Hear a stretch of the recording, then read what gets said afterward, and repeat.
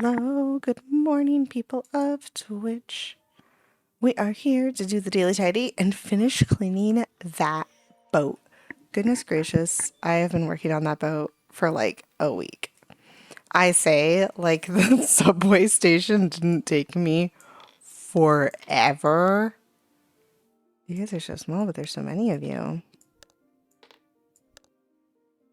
We're just throwing things in places and seeing what clicks. Metaphorically speaking. Look, this is too many. Maybe these go flipped.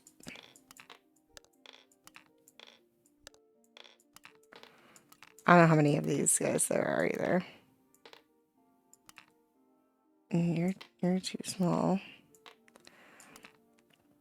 You're up here. I already found your slot. Alright. Hello, look at the watch battery. I don't know what those batteries are called. You're huge. Do you guys fit here? Barely. But you know what? Sometimes it's all about that perfect fit, you know? Ta-da! Those two on the bottom being like out of alignment with the other two. The worst. The actual worst. Thank you a little to the left. We love you. And by we, I mean me. I'm obsessed. What a great, great game. An absolute, just phenomenal game. I am arguably too obsessed with a little to the left. I think that great game is absolutely amazing. I love it so much. Again, but no replay value. I'm just gonna like yeet myself down here. I love that you don't take fall damage in this game. And I understand this isn't like a game where you take damage, but like, just imagine if you could take fall damage in this game. Oh man, how big of a section do we want to do? I am finishing this boat today. I have decided. I don't know how long it will take, but my only goal for this stream is to finish the boat. So, hit the end of my mouse pad. We're going to get this boat done, which will be fantastic because it's nice to see a nice clean thing that you've been working on for a while. That's always fun. All right, cool. That's our section. And now we come over here and we clean the section. Ah, beautiful. Ah, excellent. We love cleaning boats. I guess not cleaning boats. This boat honestly has been a little bit of a pain just because, like, I don't have a ladder.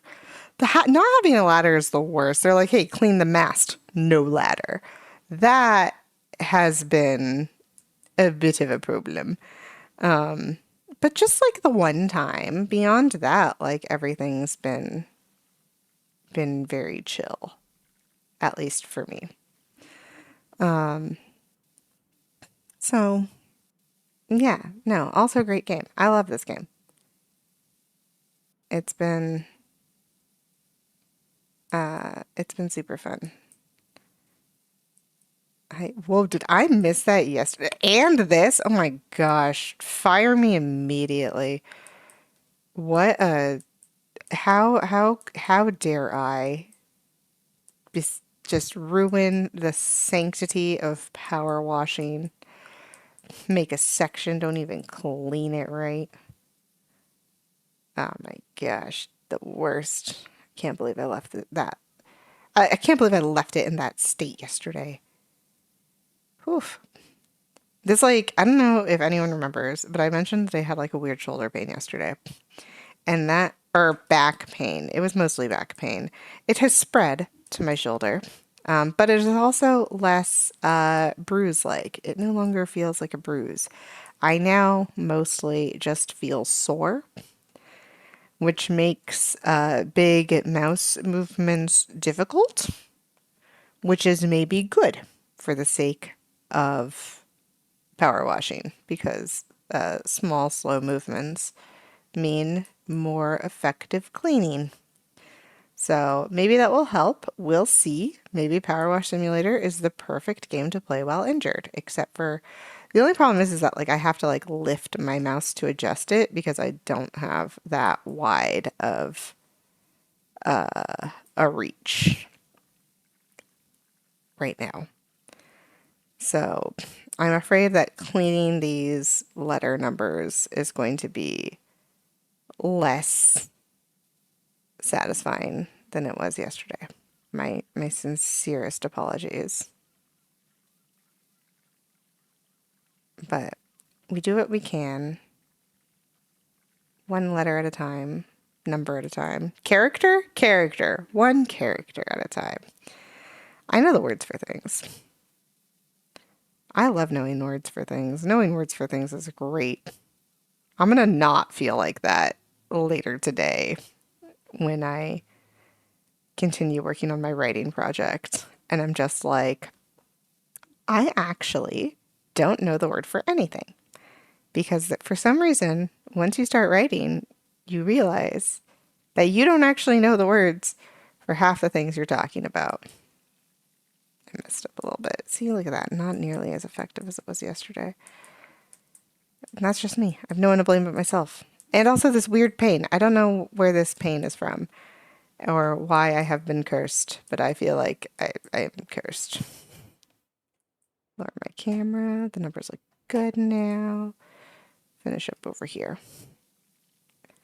Yeah, so I'm hoping that the limited movement will make it so that I can more thoroughly clean these like subsections before I move on and stop what happened yesterday apparently from happening, which is leaving chunks that still need to be washed like this.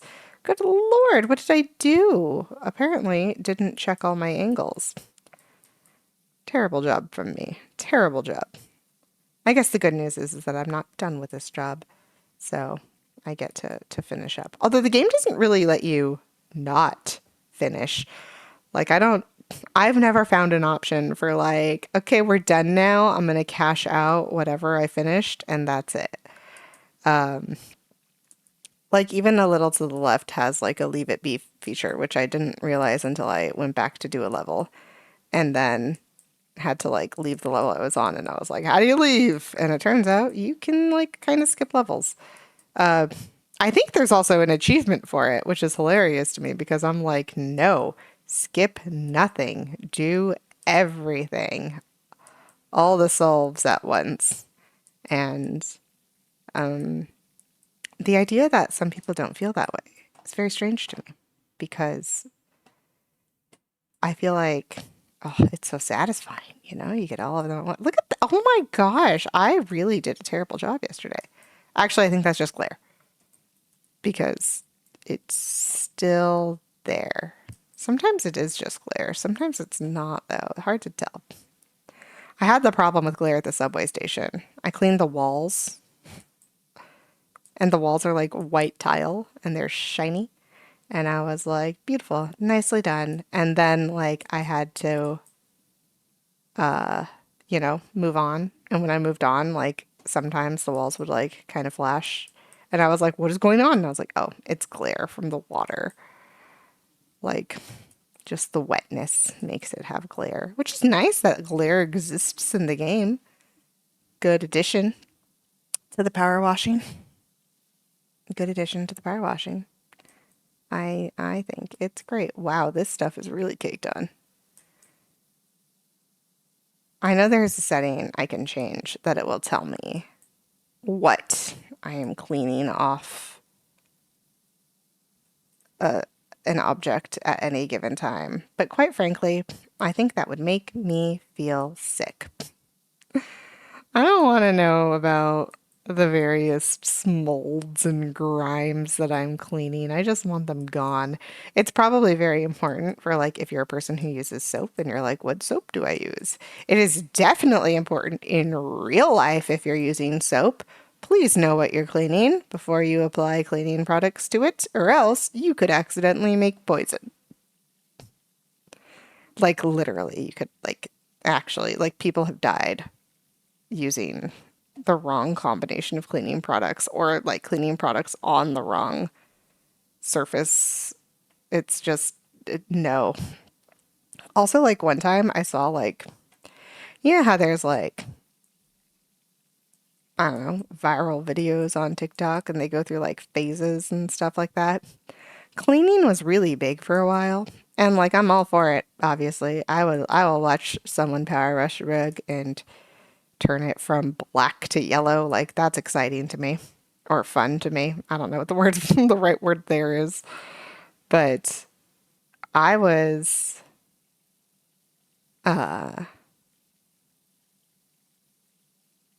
watching some, sorry, my brain just died. Saw like a viral TikTok that was like cleaning a sink.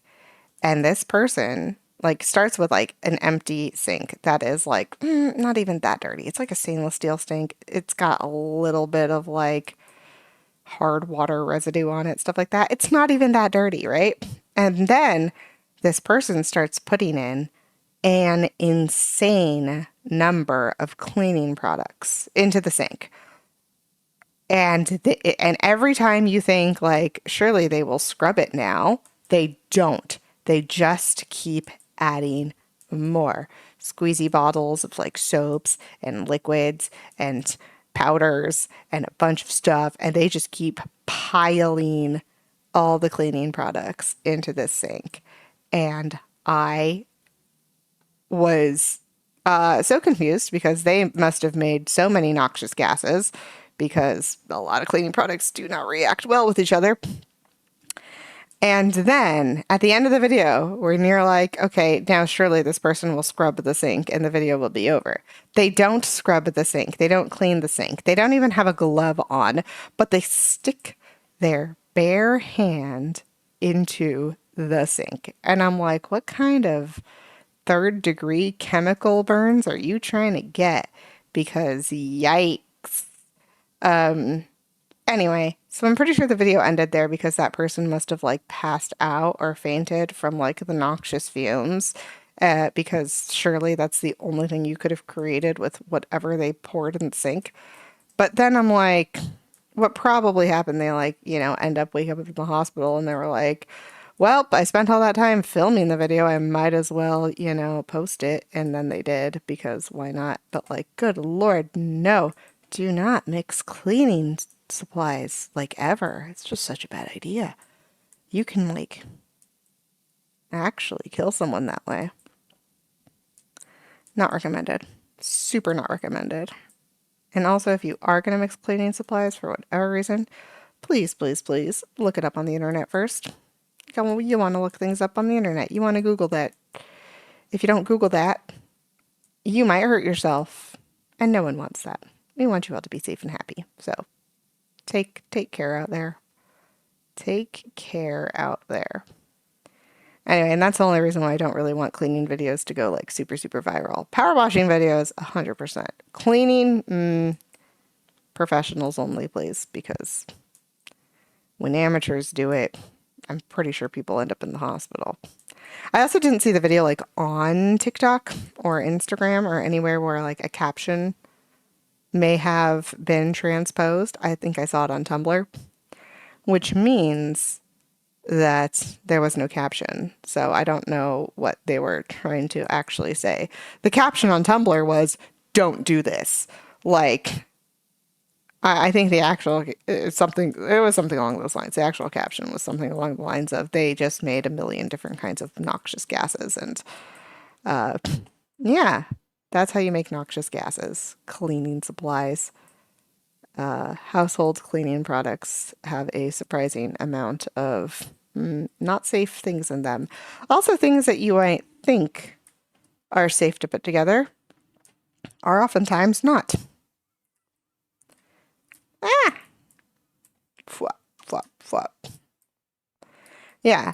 For instance, I know everyone is aware, or mostly aware, that like Clorox makes bleach, right? Well, Clorox wipes are not bleach. Not by a long shot. They do not contain bleach at all, and in fact contain what I would call the opposite of bleach.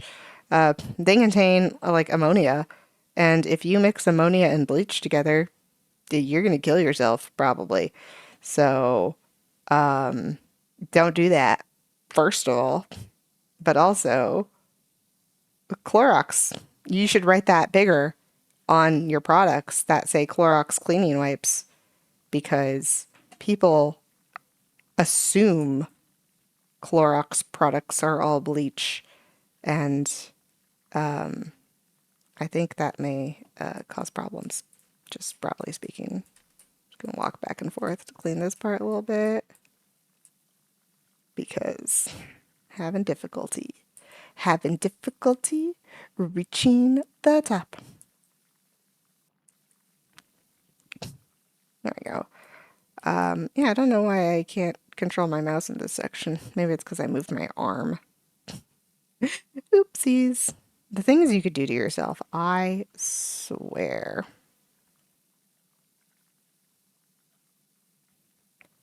Fup, fup, fup, fup, fup, fup, fup.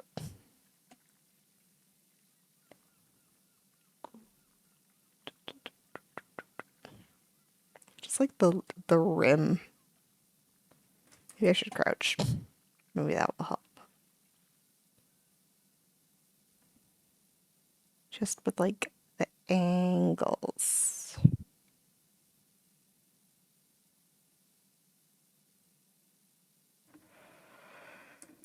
Oh God, I did terrible.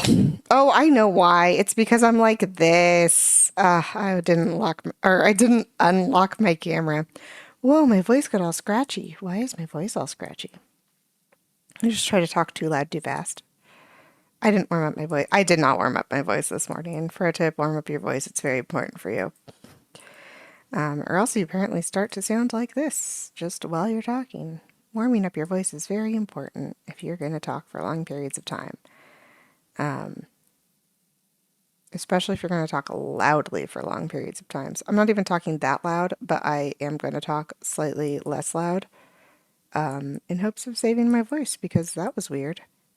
Haven't had scratchy voice issues in a while.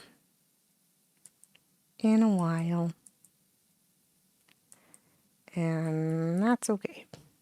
It happens. I'm used to it. I used to do a lot of theater when I was younger, and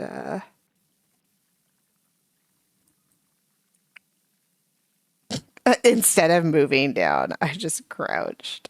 I didn't want to move my camera. Oh, I love being lazy. It's a great. You find new solutions to things when you're lazy. Actually, I think laziness is the reason why webcams exist. It was like a team of scientists at some research university organization, and essentially they wanted a way to know if the coffee was full without going down to look at the coffee pot. So they were like, cameras exist. We just need a live camera feed. And so they set up a live camera feed for their coffee pot so that they could glance at said camera feed and know if there was coffee. And that's how the webcam was made.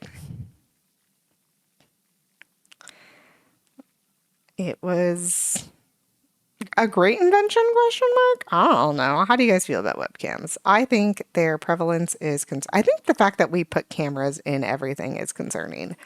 That is mostly my concern. Like, why do we want to put cameras in everything? That sounds like not a fun idea. It's one of the ways that we have allowed ourselves to enter like a police state where everyone should have access to everyone at every time. That's not part of the police state thing. That's a different thing. It's like an instant gratification thing. Humans are so obsessed with instant gratification, they don't even know it. Or maybe they do know it because they constantly make decisions that are only in regards to instant gratification. And I think we should wait for things a little bit more, or at least a little bit more often. That would be nice, probably. Because I don't know. I think the idea that you can get everything you want instantly or very close to instantly, Amazon 2 day shipping, whatever you are, has just like made a work culture that is phenomenally worse because it now rewards a work culture where people are like working themselves to the bone to provide the service of instant gratification to the people who have the money. And here's the deal is the people who are working themselves to the bone don't have the money. Like the spread of labor and like money is just like so bad. And I don't think I would like to stand up, please. I would like to fall to the floor. Thank you. I don't think essentially, I don't think we've earned it. But the problem, as with most people who do labor, is that once someone is willing to sell their labor for a lower price, it kind of ruins it for everyone else. And this is how the labor market works. Welcome to your labor market chat for this morning. And yeah, if you sell your labor for less than someone else, you change the market immediately. If you're like, no, I will accept that payment, then suddenly everyone else is forced to accept that payment or else they don't get hired. And that's not good. This is why unions exist to fight for higher, pay for people who are, possibly going to accept less money. They can, really put their foot down and be like, no, we are all in this together. And if we don't all agree to work for less money, you can't. And I think that's a good thing. Love a union. A plus to unions. Shout out. Shout out unions everywhere. Which is also why if people like are striking, I understand that oftentimes people like, have necessities. And if a group is striking at an organization that you like absolutely like have to go to for like to live, groceries, etc. That makes sense. But oftentimes it's not those things. Those aren't the people who are striking. And the services that you require don't need to happen immediately, and you can not cross that picket line. I think it's very important to respect people trying to get paid fair wages and to give them what they need. So let people be allowed to work, give people enough money to like survive if they work, because especially in America, I don't know what minimum wage is like in other countries, but in America, minimum wage, nothing. Nothing. And part of that is coming as someone who lived in California for a grand majority of their life. Yeah, people can't survive on minimum wage in California. It is not possible. They don't make housing situations that are affordable off minimum wage. I think other places could live off of California as a minimum wage, but like not in California. And I do think that if you're gonna, well, first of all, I think there should be some kind of national standard for how much things cost because yikes. But also, I understand that there isn't, and some things have to be regulated by state. But it should be fair and it should scale with a minimum wage because that's important. So, yeah. Yum yum.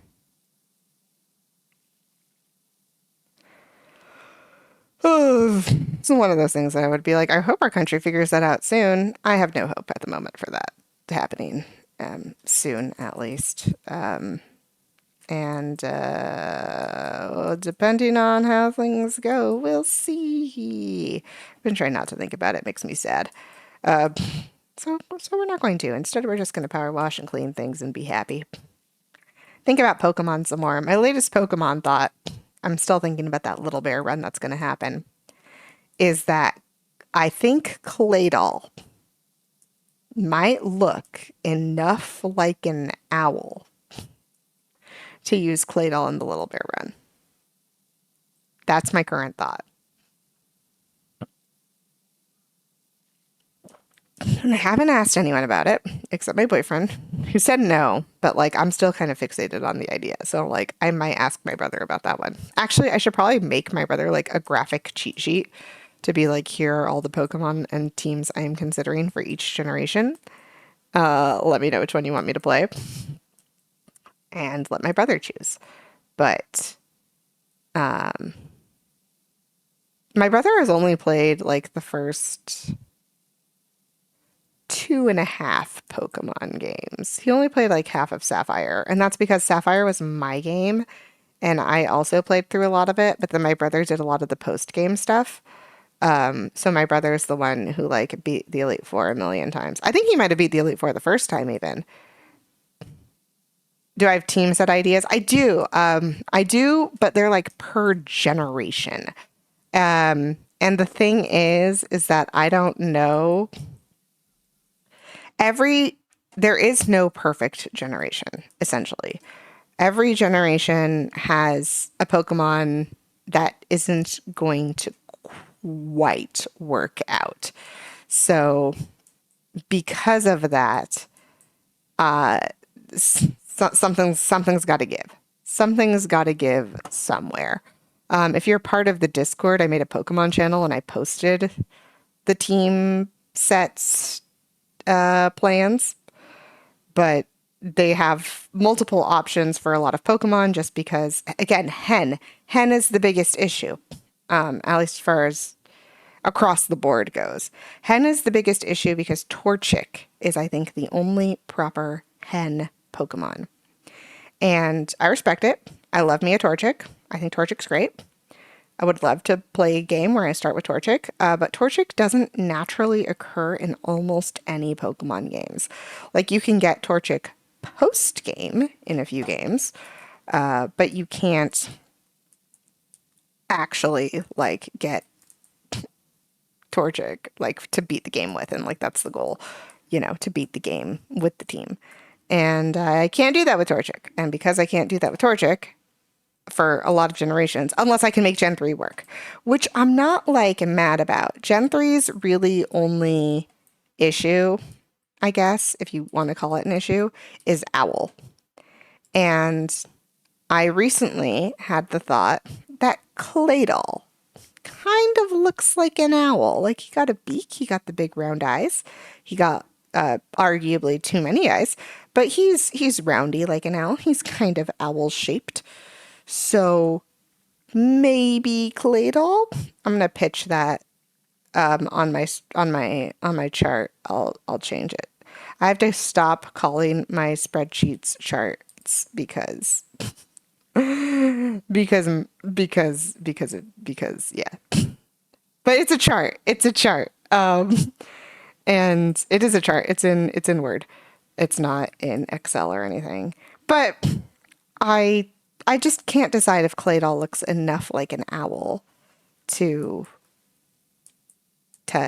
say Claydol will be owl, or if I need to do a generation that has Hoothoot in it. And Hoothoot is nice because Hoothoot is naturally occurring in most games. Hoothoot, Noctowl, perfect owl choices for owl. The problem is that the games that contain Perfect Owl do not contain Perfect Hen, which is Gen 3, which I would love to play again. I love Gen 3. I think Gen 3 is the best Pokemon game. I'm obsessed. It's some of its nostalgic value. It's the first game that I played almost entirely by myself. Like, I've got a lot of love for Gen 3. So Gen 3 does not contain Owl. Gen 2 does not contain Hen. Gen 2, we'd have to be like Delibird, maybe. Kind of looks like a chicken. But everyone else is great. Lots of great ideas for the rest of them in Gen 2. Gen 1's out, partly because I already played Gen 1 like very recently, partly because Gen 1 just doesn't have any good matches. No owl, no hen, like it's just and also no bear. Unless you consider Snorlax a bear. I don't know if I consider Snorlax a bear. I don't know what else he would be. But also, my thing is that the idea is that it's little bear, not like not using mama bear or papa bear, which means that like I would like it to stay as a baby bear. And if so, then my only real Gen 1 option is Cubone, who is also arguably not a bear. So Gen 1's got too many grievances to be in. Gen 2's got the whole hen issue with Delibird maybe being a hen. Concern. Who knows? Gen 3's missing owl. Gen 4 is missing hen. Gen 5 is missing hen. It's mostly hen, you see. Snorlax is a bear? But I think Snorlax is too big. Like for little bear. Like, I think Snorlax is bear-like enough to be like, yeah, Snorlax is a bear. But then I'm like, but could he be little bear? And I know little bear is like the size of a human child, but like Snorlax is like almost 6 feet tall, which is not quite small human child. And I don't know what the ultimate goal is. Like, I don't know what we want the Hall of Fame to look like here. So that's really the big question is like, what do we want the Hall of Fame to look like? And I don't know. I don't know what we want the Hall of Fame to look like. So I have to figure that out. And by I have to figure that out, I probably mean I'm going to make a graphic to send to my brother and force my brother to choose. And I'll put all of the generations in, even though it would kind of be a pain for me to do anything past like Gen 3 because I don't know how to get those Pokemon games on stream. And I would love to stream the Little Bear Run. It'll be fun. I love playing Pokemon games. They're so much fun. What shenanigans I have playing Pokemon games. But yeah, everyone else is missing hen mostly. Just because Psyduck is naturally occurring in almost every game. And I think the two games. There's 2 games Psyduck doesn't naturally occur in. And one of them is Gen 5, where you have Ducklet, and that's fine. And one of them is Gen 8. And there's nothing we could do about Gen 8. Gen 8 doesn't have a duck. Doesn't have anything even close to a duck. Although admittedly, I kind of hated Gen 8. I thought it was really bad. So I don't know if I would want to do a Galar run again anyway. Sorry, Sword and Shield. You were not a great game. And if I did play it again, I would probably just cheese it like I did the first time. So Duck is less of a concern because Gen 8's out.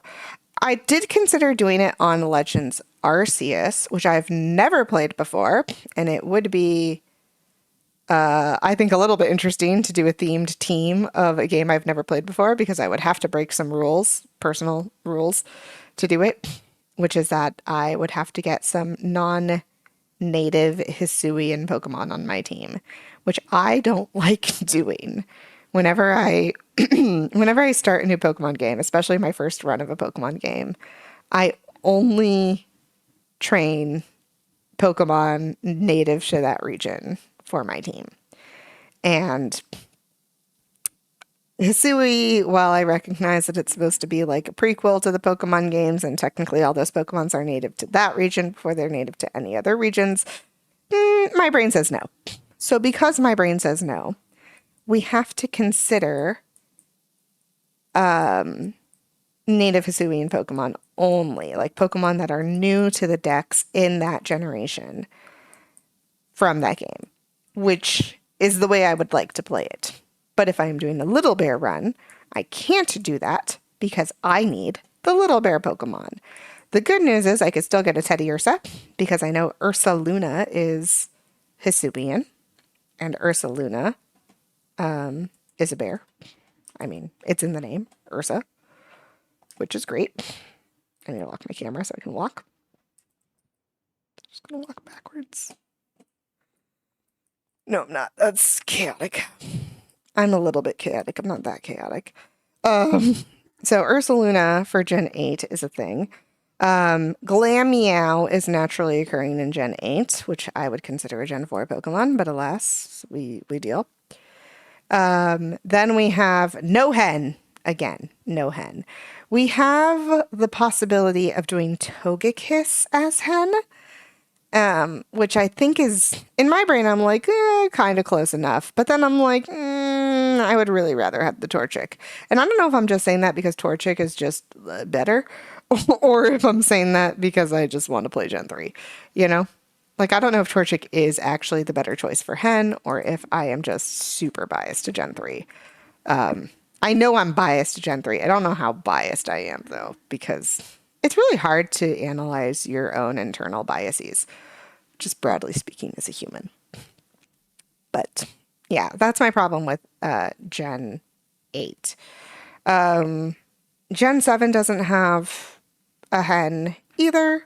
It does have a Delibird, which maybe it has the Oricorio forms, which I suppose I could see which one of those looks the most like a hen. I think it's the yellow one because it kind of looks like a chick. And I could be like, yeah, that's a hen, you know? But, maybe. It does have naturally occurring Psyduck. It does have naturally occurring Rowlet, who is the only other owl choice other than Hoot Hoot. And surprisingly, Emily is the only person who's not a concern.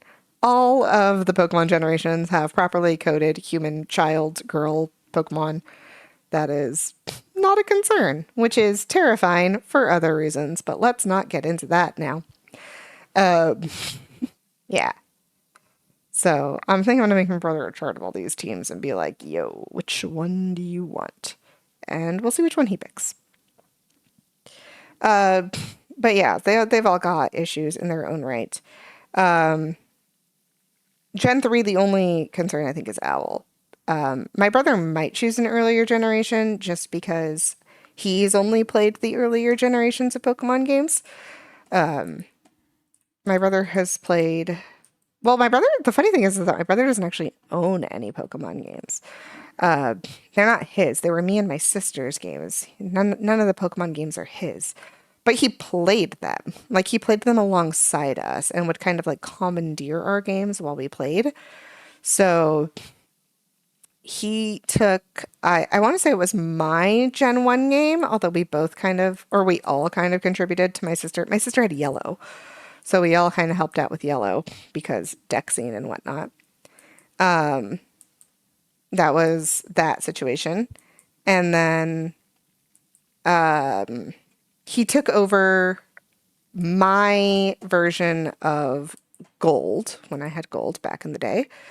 And then he played alongside my sister for Ruby. And when I say he played alongside, I mean like they were our games.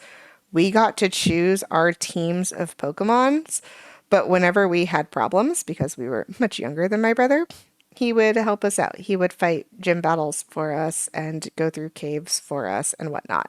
And it was only for the person whose game he commandeered. So like when he took over my version of Gold, if I had issues with like a map or something, he would play on that map and he would help like make the team and suggest moves and whatnot. And that was actually very helpful for me as a child because I learned a lot about Pokemon through that. Even though we were all kind of figuring it out. My brother is 3 years older than me, which is a lot if you're a kid trying to figure out how to play a video game. But then because he did my version of Gold, he helped out my sister with her version of Ruby, mostly, until post-game. Because Ruby is when we were all kind of old enough that we realized we could, like, hack the system. And so what we did was, after we beat our games for the first time, my brother or I don't know whose suggestion it was. One of us was like, yo, we can restart one of these games, trade all of, like, first trade all of our Pokemon onto the opposite game, right? Restart the game, play to the point of Master Ball, and then trade over the Master Ball and just do that forever to collect Master Balls. And we were like, we're geniuses. We're going to do this. And then we took it a step farther, which is that we realized that we didn't have to catch legendary Pokemon with Master Balls. Like, we kind of knew this, but we were like, yo, we don't have to catch these guys with Master Balls. We could do something else. And then we started also collecting legendary Pokemons. And I think it started because we wanted the starters. We only had the 2 games. My sister had Torchic, I had a Mudkip, and no one had a Trico. We were like, how do we get Trico? And the answer was restart a game. Restart a game, get a Trico. So we did it first for just the starters, and we got a bunch of starters over. And then we started doing it for like legendaries and kind of went crazy with it. I'm gonna be honest. Kind of went crazy with it. A lot of restarts, lots of trainer numbers. I have boxes of legendary Pokemon. Not all from Gen 3, because we did this for some future games as well. But I've got a lot of legendaries. And then my sister didn't continue playing Pokemon. Part of that was that she didn't have a DS. I was given a DS for my birthday or something around the time the new Pokemon game came out. Diamond was mine. And my sister was asked if she wanted a DS, and my sister wasn't hugely into video games anyway. Like, she only played Pokemon, and she was like, I don't need to keep playing Pokemon. And so she stopped. She did play the remake of Gen 1. We have both Fire Red and Leaf Green. But only I played Platinum, or Diamond and Platinum. I played both of the games. I played Platinum like a psychopath. And then from then on, we only had one copy of the game because my sister was my partner Pokemon player, and I lost her when with the DS. She didn't have a DS. Actually, but then I had Diamond and I had Platinum, but then I wanted all my Pokemon on the one game, right? So I was like, I need a second DS to get my Pokemon onto the one game. And I was over at like my grandma's house one day, and my cousin was there. And my cousin had like a box of stuff, and I was looking through it, and she had a DS. And I was like, hey, can I borrow your DS for like a week, and I'll bring it back afterwards? And my cousin was like, dude, you can keep it because it's broken. It doesn't work. And I was like, what do you mean it doesn't work? And she was like, it doesn't turn on. And I was like, it sounds like you just need batteries. Like, have you charged it? She was like, I don't have the like battery cable. And I was like, oh, okay. I was like, well, I could take it home and charge it and use it if that's okay with you. And she was like, yeah, just keep it. And I was like, sweet. So then we had a second DS. And I think I offered my sister Platinum. I was like, look, I've already played the game. I am now training all my Pokemon over. If you want to play, you can play it. And my sister was like, no, I don't really care. It's fine. And I was like, cool. But then the remake of Gen 2 came out, and we love Gen 2. I think Gen 2 is probably the best Pokemon game like ever made. It's so good. And so Gen 2 came out, and it was like, Heart Gold, Soul Silver. And I was like, got to get Heart Gold because we stick to what we have. I respect that Silver is my sister's game. And I would never take that from her. I would never take that cartridge from her. That is her game. And so Heart Gold, Soul Silver came out, and I bought Heart Gold to play by myself because I was still playing Pokemon games. And I think it was like after I'd been playing the game for like a few days, a month or something, my sister was like, hey, do you still have that other DS? And I was like, yeah. And she was like, can I borrow it? And I was like, you want to play Soul Silver? She is like, yeah. So my sister did play Soul Silver and was very happy with it because it's all the nostalgia with all the quality of life upgrades. Like, best. It's what you really want from Pokemon games. The original 2 generations of Pokemon games, if anyone ever actually played like Yellow, Red, Blue, Gold, Silver, Crystal, Not great. Honestly, I'm surprised that we as a society slogged through those Pokemon games. And I think we accepted that it was just like a limitation of the technology at the time, and we're like, it's fine. Oh, the quality of life, my dude. The upgrade to newer Pokemon games is insane. And when I describe it to people, they're like, no. And the answer is yes. Uh, if you want to use an HM in new Pokemon games, you click on the thing that you are using the HM on, right? You click on the tree and it's like the tree can be cut. Do you want to cut it? And then your Pokemon cuts it. And you're like, beautiful, thank you. If you want to use an HM in the old Pokemon games, you walk up to the thing. If you click on it, nothing happens. I think it might say this tree looks like it could be cut down. I don't remember. It's been a while. But you walk up to it, you click on it, nothing happens. Nothing of value happens, at least. And then you have to, while still looking at the item, the boulder, the tree, the water for, cut, strength, surf, etc. While looking at the item, you then have to go into your party of Pokemon, select the Pokemon that knows the HM you are using or would like to use, and then it will like list out, you know how it's like stats, summary, shoot, move Pokemon, whatever. The options, the HMs are there. And you can use the HMs from the start menu, essentially, like that. Also, how you get on a bike.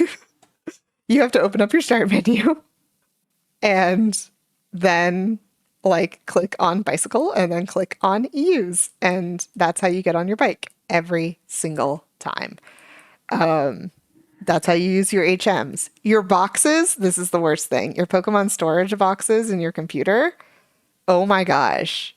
Oh my gosh. They only hold 20 Pokemon per box, first of all. If you would like to change your box, you have to go to a Pokemon Center and click on like change box. And every time you change your box, you have to save your game. Every single time. Also, the boxes do not have like little sprites of Pokemon. They have their names in a list. And you have to like go through this list of Pokemon to figure it out. Only 20 Pokemon per box. You have to save the game every time you want to switch box. But also, here's the real kicker. The boxes don't automatically change for anything. So if you're out and about and you're like, I got 5 spaces left in my box, and you catch 5 Pokemon, and then you run into a 6th Pokemon that you want, you cannot catch it because it cannot fit in your box. And so you have to leave that Pokemon, go back to a Pokemon Center, change your box, and then go back and catch whatever Pokemon you were trying to catch before. And God forbid it's a shiny Pokemon, because then you can't do it at all. And yeah, that's how the box system worked.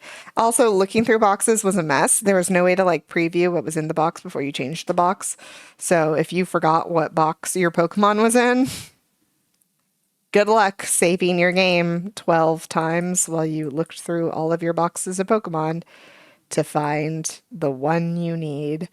Especially since in Generation 2, I'm pretty sure it's Generation 2, Gold Silver, Headbutt and Rock Smash are usable moves outside of battle. You can headbutt trees for Pokemon, you can break rocks to get stuff. Sometimes Pokemon, sometimes items. And they're not HMs in Gen 2, which means HMs are great because you could use them a bunch of times and they never break and they stay in your bag and you can just put them on new Pokemon when you need to. Headbutt and Rock Smash were not. Some Pokemon naturally learned Headbutt and Rock Smash, but I think there was also a TM for them. And so you could teach it to a Pokemon. But then, you don't always need Headbutt and Rock Smash in your party. You're not usually... Rock Smash is a pretty weak move. Like, you're not going to keep that in your party for the Elite Four. But then you need it later, and you're like, oh shoot, who did I teach Rock Smash to? And where are they? Like, in your boxes. It's... ooh, so hard, so hard, so hard.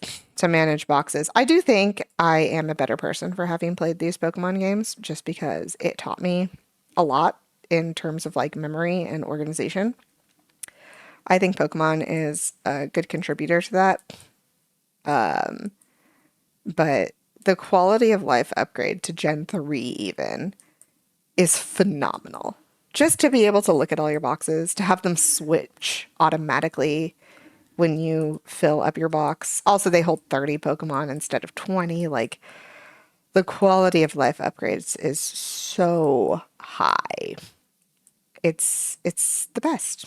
It's great. I love Pokemon games. I'm things. 30 is better than 20. Oh yeah, so much. It's so much nicer to just not have to worry about how many Pokemon are in your boxes.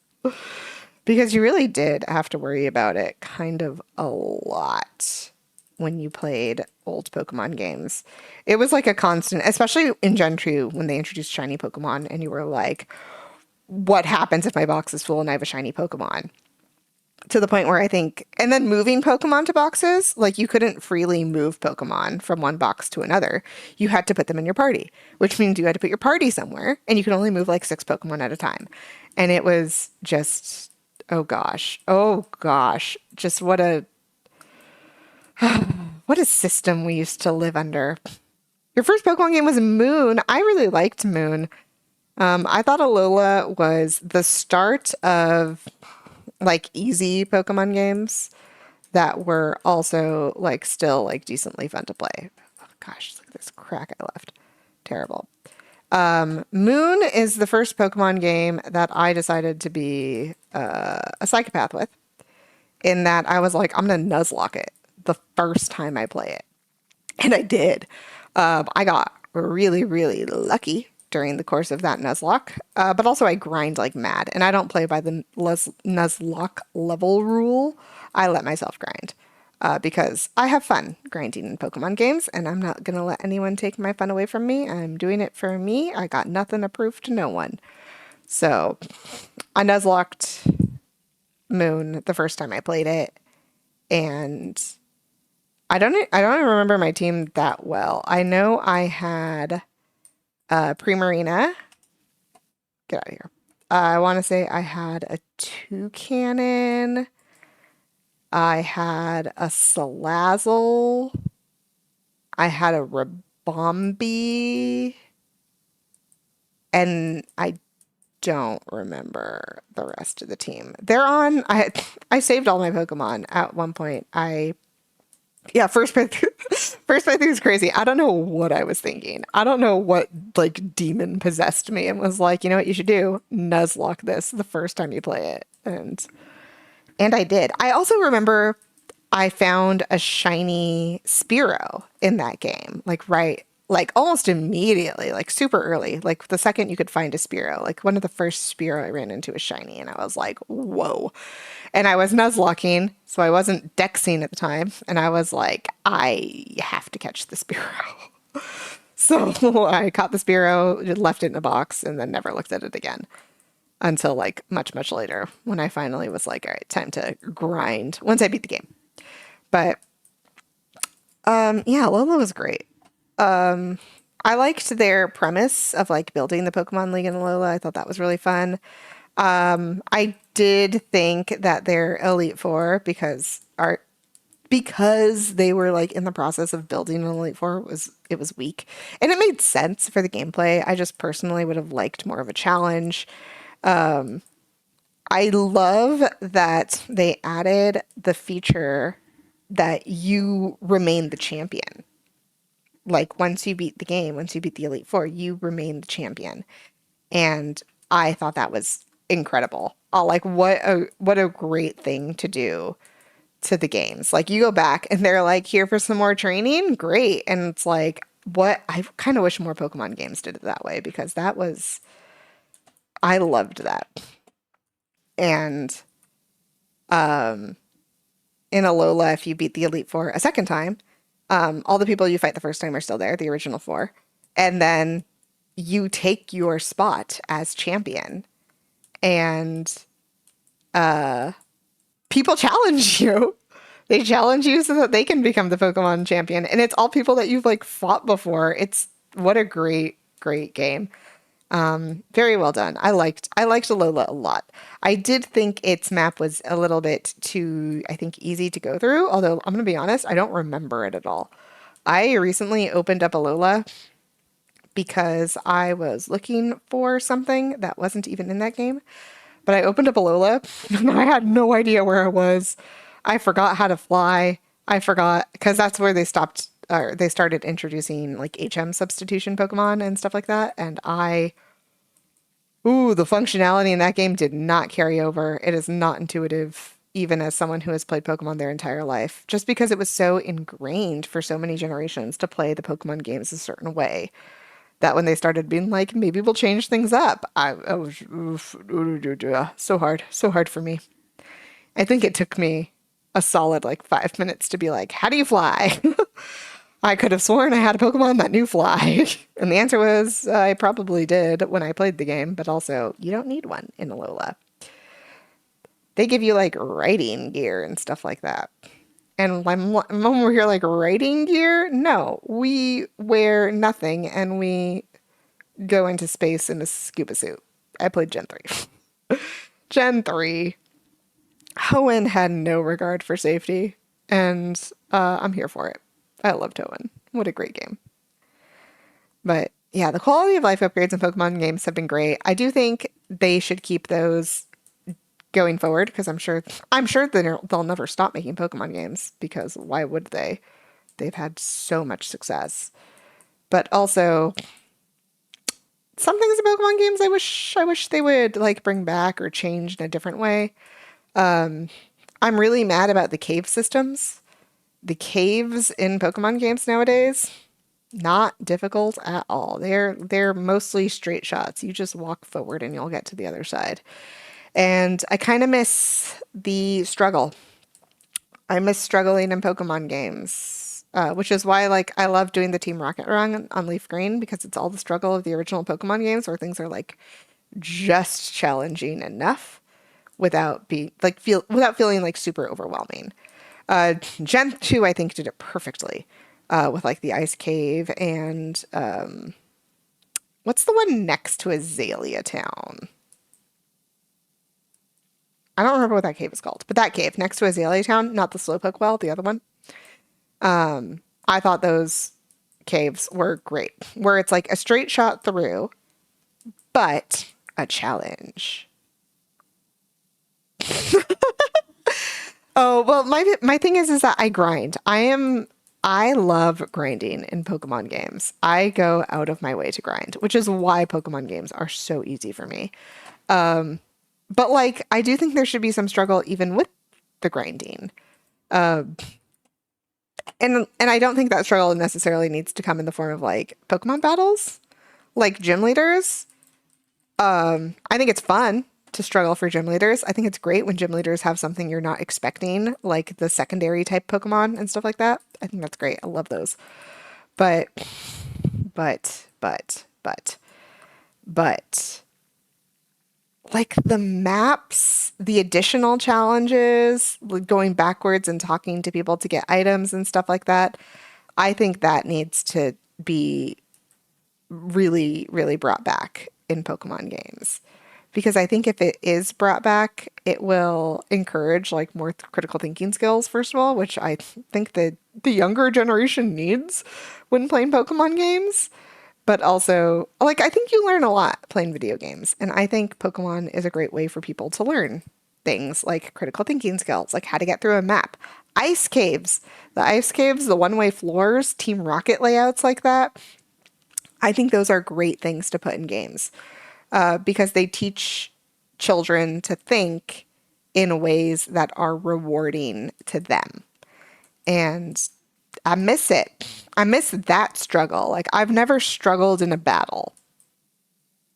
I don't think I've ever struggled in a Pokemon battle because I grind like a madman.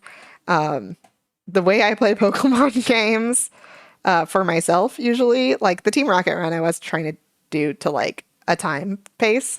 I was like, we're gonna do this on stream and I think I planned specifically that I wasn't going to grind too hard for it. Like I was like, I'm going to do it at like a normal-ish level so that some things were a struggle. And if you watched the Team Rocket run, you will understand. Koga almost kicked my ass.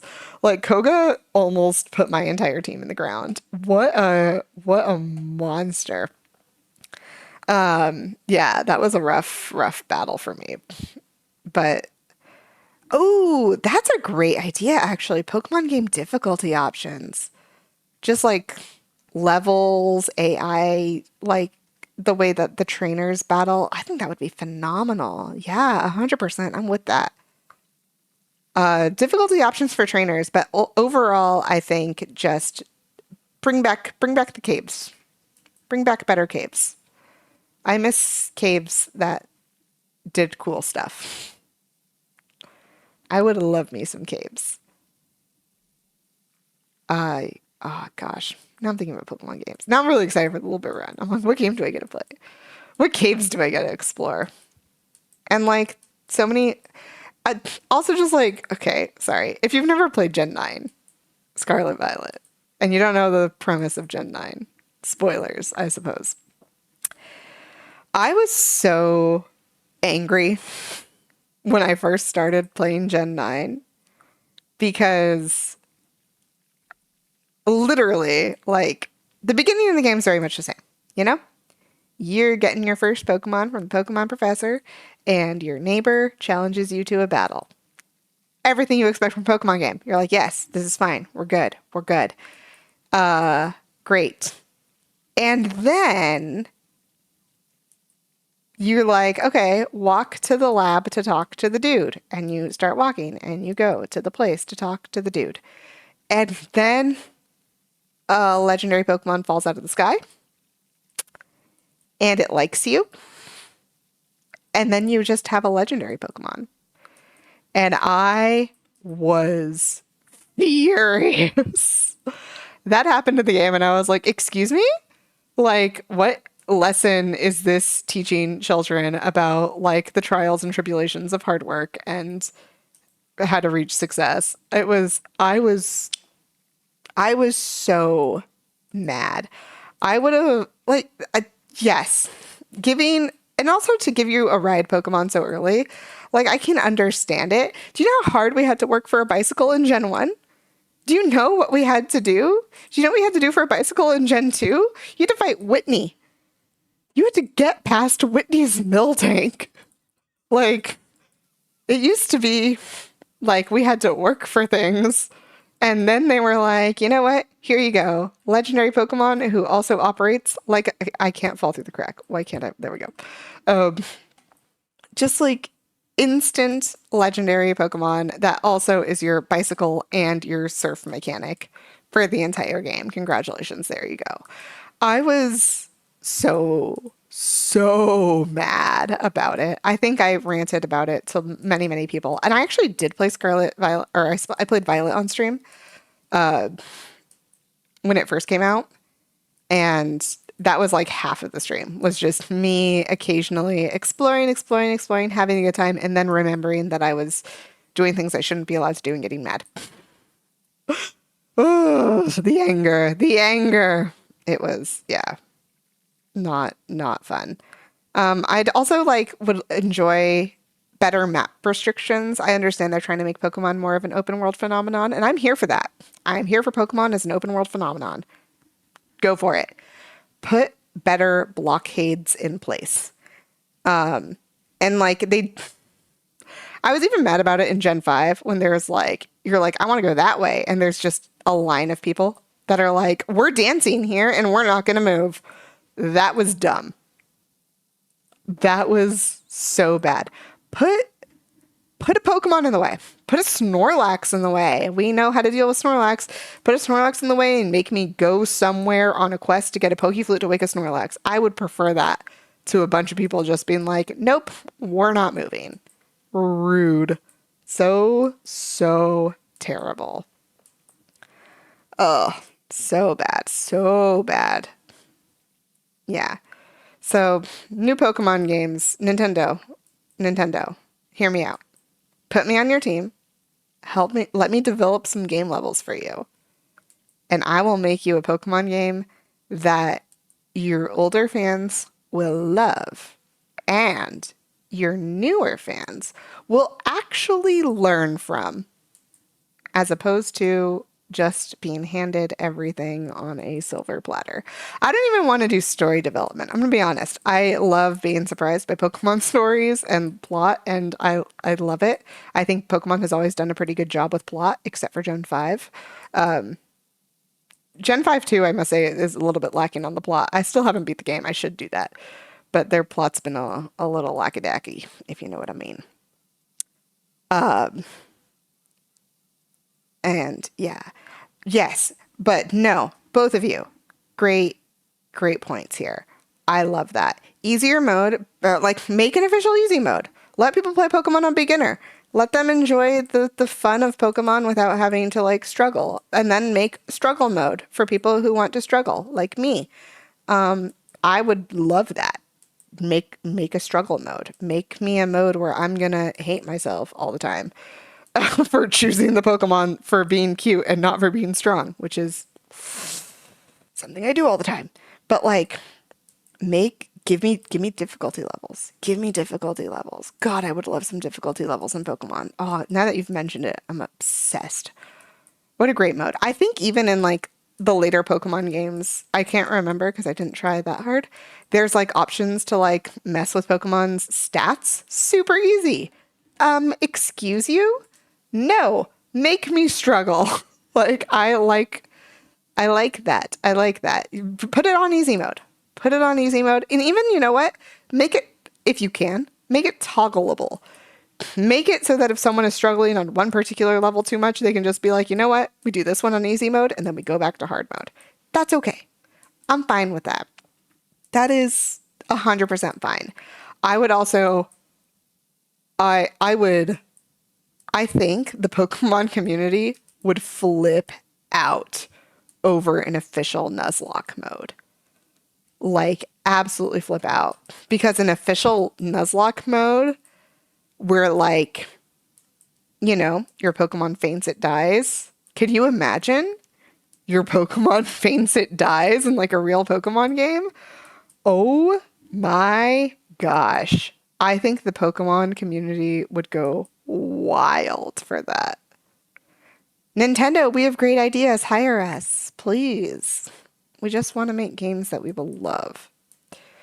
But the ride Pokemon too early on.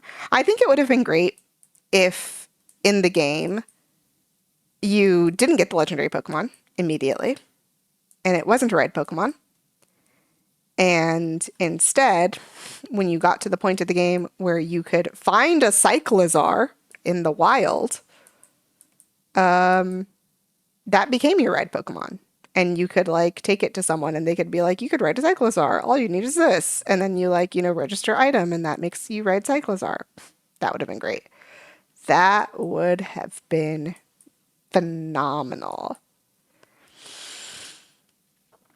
Also, I'm very, very mad about the Dex. The Pokemon Dex is a tragedy. And they've ruined the Pokedex. And I don't think there's any coming back from it. I think it's just ruined forever. I am so mad that fucking Donphin has 3 Pokedex entries now. Donphin should have 1 Pokedex entry. It should be named Donphin, and then it should have some regional forms for its paradox forms. It makes the most sense. Like, it just makes sense. I think Miraidon and Koraidon should have the same Pokedex entry. I think they are regional forms, and that's it. Don't give me new dex entries for forms of Pokemon. You never have before. Hisuian Voltorb doesn't get its own dex number. Why do these guys? Like, it doesn't, I'm so mad about it. It just doesn't, you've set the precedent for 8 generations of Pokemon games. You've had regional forms before. And then in Scarlet Violet, you were like, actually, these are different Pokemon now. Why would you do such a thing? You've ruined the precedent you set. It's just, gosh, that was the other half of my arguments about the Pokemon games. Oh, also, fun fact, in Paldea, If you never catch Wooper, because you don't have to catch a Paldean Wooper, it's not important. You don't have to catch one. Don't catch a Paldean Wooper. Whatever. You want a Dex though, and someone's like, I have a Wooper, I'll trade it to you. And you trade over a Wooper, a normal Wooper, a blue Wooper, into your game. And then you go to be like, I've completed my Pokedex. Guess what? No, you haven't, because blue Wooper doesn't count. Paldean Wooper doesn't even have its own Dex entry, but it doesn't count to have a blue Wooper to complete your Dex. I just, gosh, I, I'm still mad about it. It would be like such a huge retcon to the games, but it would fix the decks and make Pokemon actually make sense if they just fix the decks. I just want a Pokedex that makes sense. I love Pokédexing. I love completing my Pokedex. I do it on every single game that I play, even with your stupid, stupid rules, Nintendo. And you ruined it. The whole thing, just a mess. Is gosh. Scarlet Violet did some things to the Pokemon world that we unfortunately have to live with, including the introduction of Quaxley. I don't know why Japan is obsessed with Quaxley. I don't like Quaxley.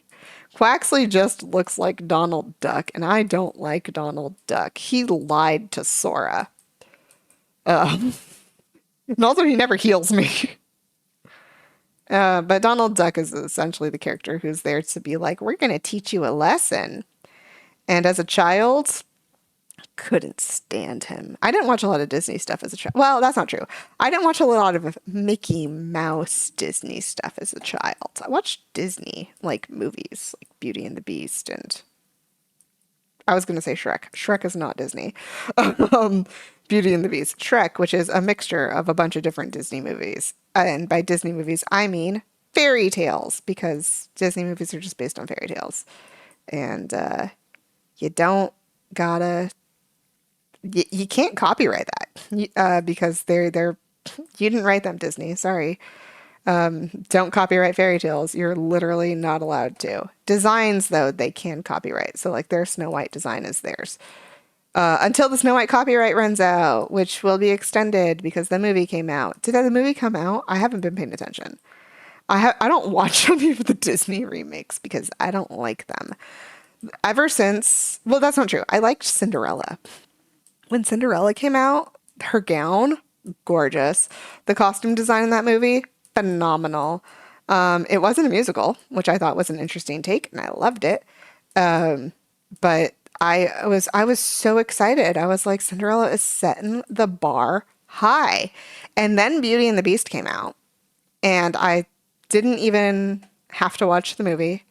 I looked at the poster, saw the absolutely disgusting design they went with for the costumes. It was so bad. It was so bad. I wasn't going to watch the movie at all. But then my sister-in-law visited, and both of us sew. We both know how to sew, and we make things. I'm pretty sure she has made all of her Halloween costumes forever, and so have I. So we watched the movie just so we could bash on the costumes. And honestly, A plus. A plus movie watching experience, bashing on those costume design choices. They were really bad. There was a live action Cinderella. I want to say it came out in 2015, starring Lily James and Kit Harington. And it was great. It was really good. There is one song in it, technically. I think there's a lot of like musical motifs in it that are from the original Cinderella movie, but there's only one like song that Cinderella sings in the movie. Although now that I think about it, I don't think Cinderella sings much in the original movie either.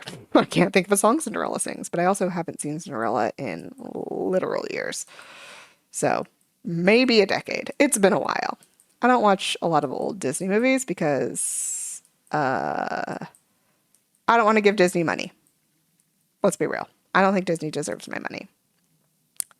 So we don't do that. But yeah, the live action Cinderella was actually quite good. Cinderella sings like one song throughout the course of the movie.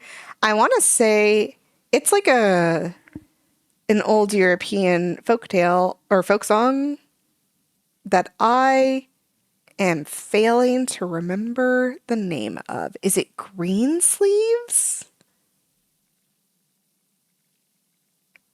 I think it's Greensleeves. Is it Greensleeves? How does Greensleeves go? It's lavender blue, dilly dilly lavender green.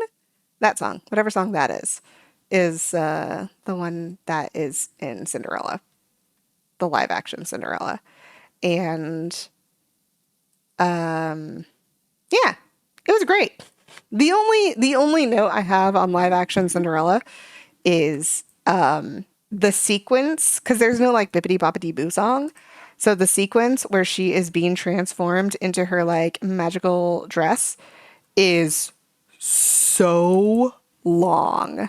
It's just like her standing there, swaying her arms around, looking pretty for an absurdly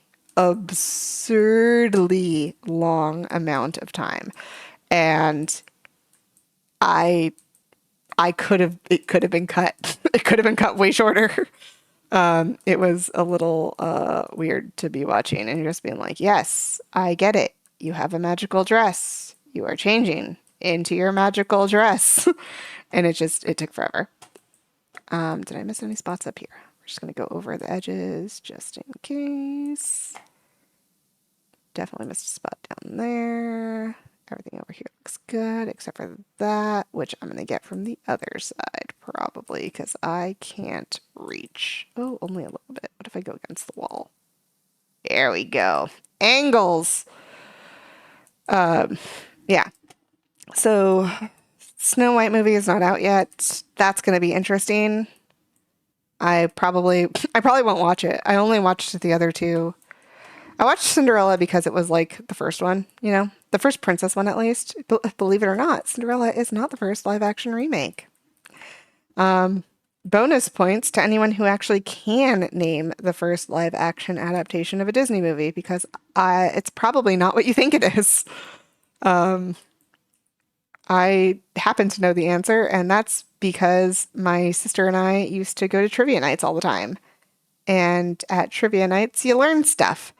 I think that was one that we got the answer correct to, though not of our own volition.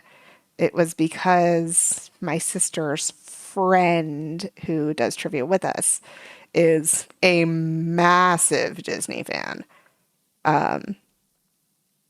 So, thanks. It's not Aladdin. Cinderella, the live action Cinderella is older than the live action Aladdin by a long shot. I've never seen the live action Aladdin. I am concerned. Aladdin is like one of my favorite Disney films from my childhood, to the point where I actually even like the sequels because I have a lot of nostalgic, like childhood nostalgia for the Aladdin sequels. That I just really don't want to watch the live action Aladdin. I don't need that memory to be spoiled for me forever. But yeah, I'll give you a hint. It's not a princess movie. The first live action adaptation of a Disney movie is not a princess movie. And I know Disney is mostly known for their princess movies, which is honestly a shame. Meet the Robinsons is phenomenal. I love their non-princess movies. I kind of wish they did more of them. I wish they went back to hand-drawn animation. It was great. You thought it was average, the Aladdin movie? Sounds about right, I'm gonna be honest with you. I feel like most of what Disney's putting out nowadays isn't good because they know they don't have to try.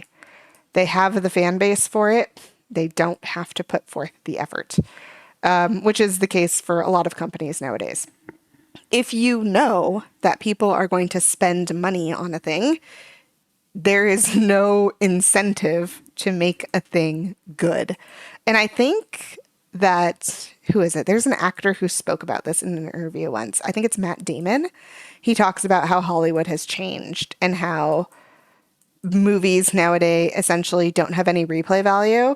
Like most people don't rewatch modern movies at all. And that's because sales of movies are essentially all box office nowadays. It's are only getting money from the box office sales, and that's because of streaming services. There's no real payout from streaming services. And because of that, the only real money they're making is from box office sales, which makes sense. And honestly, let's be real, a lot of movies nowadays do very well at the box office because people go see movies. But ruined with COVID and then live streaming thing, and then they had to change the rules about that. Thank you, Scarlett Johansson, for advocating for your other cast members. But back in the day, it wasn't like box office sales were like, yeah, good revenue. And yes, you wanted to do well, but they got a lot of revenue from other things, from DVD sales. You would, promo beyond that, and people would buy DVDs a lot. And movies had a lot of good replay value because they had to. Because if you couldn't give a movie replay value, if you couldn't put something in the movie that was going to make people want to watch it again for a single detail, to notice something new about the plots or the characters or the writing, you weren't going to make money because you needed the revenue off the DVD sales or the Blu-ray sales or whatever. And that revenue and that need for that revenue made it so that you had to be better. You had to make a higher quality product that people would want to then pay for to get the DVD to watch it again. I don't know how many times I've watched like Pulp Fiction. Pulp Fiction is one of those movies that you have to watch multiple times because when you watch it the first time, you don't know how interconnected those plots are. And then you get to the end and you're like, oh my gosh, everything is together. And yes, it is. But then you watch it again to see the little bits that are together. And when you watch it again, you notice other little details. So you watch it again, like the replay value is there. It's yes. Those movies, the movies that are written so well in plot and in character. And we don't get that from media nowadays. And it is very, very sad.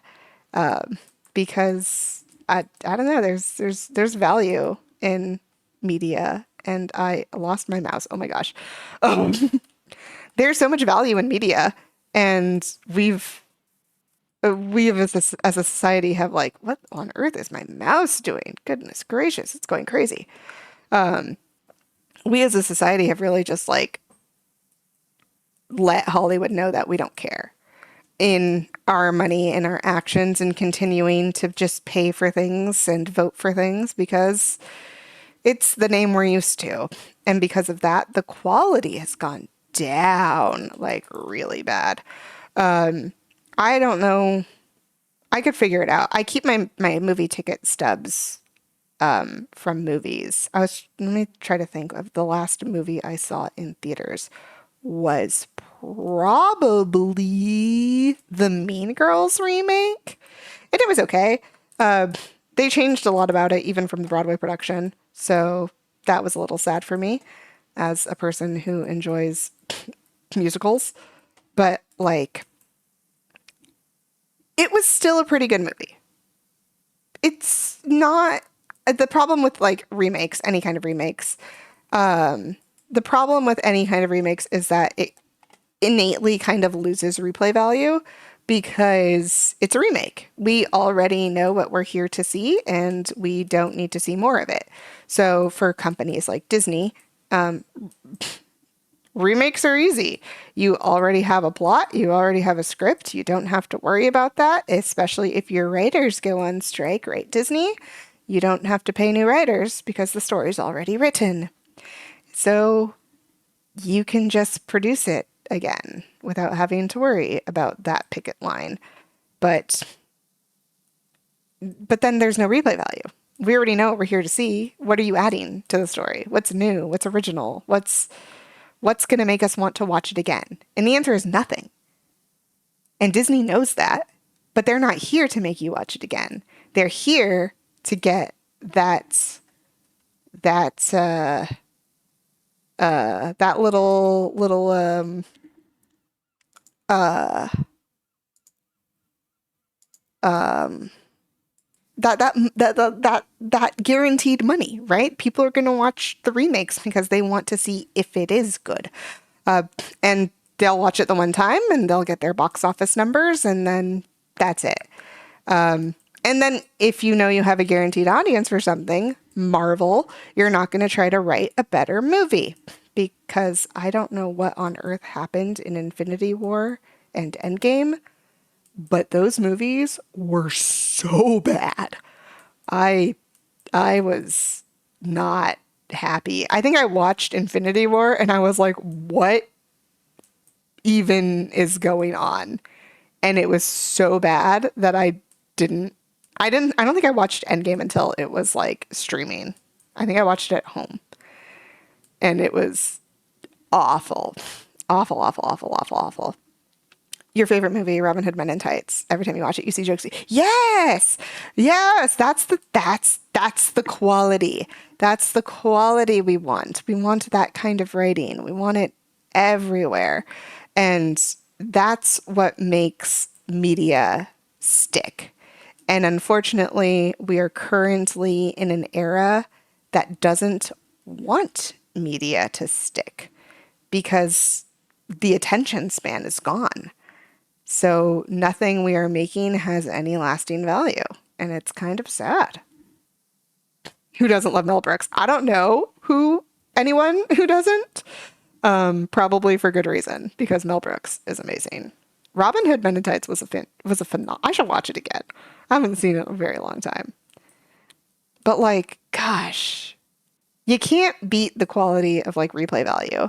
The problem is I think because attention span has gotten so short for so many people, is that you try to introduce something like replay value and they don't get it. Oh, I have the DVDs of all of my old favorite films as well. I think I own a couple of Disney movies on DVD that I bought like secondhand. Like I know I bought my sister Hercules because my sister loves Hercules.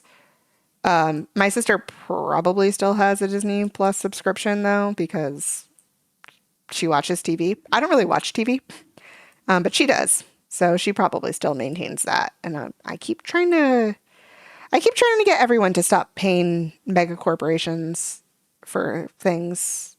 But I know it's hard. It's hard to live in a world of instant gratification and to try to uphold values of morals and ethics that question instant gratification. I understand. It it it's part of the world we live in.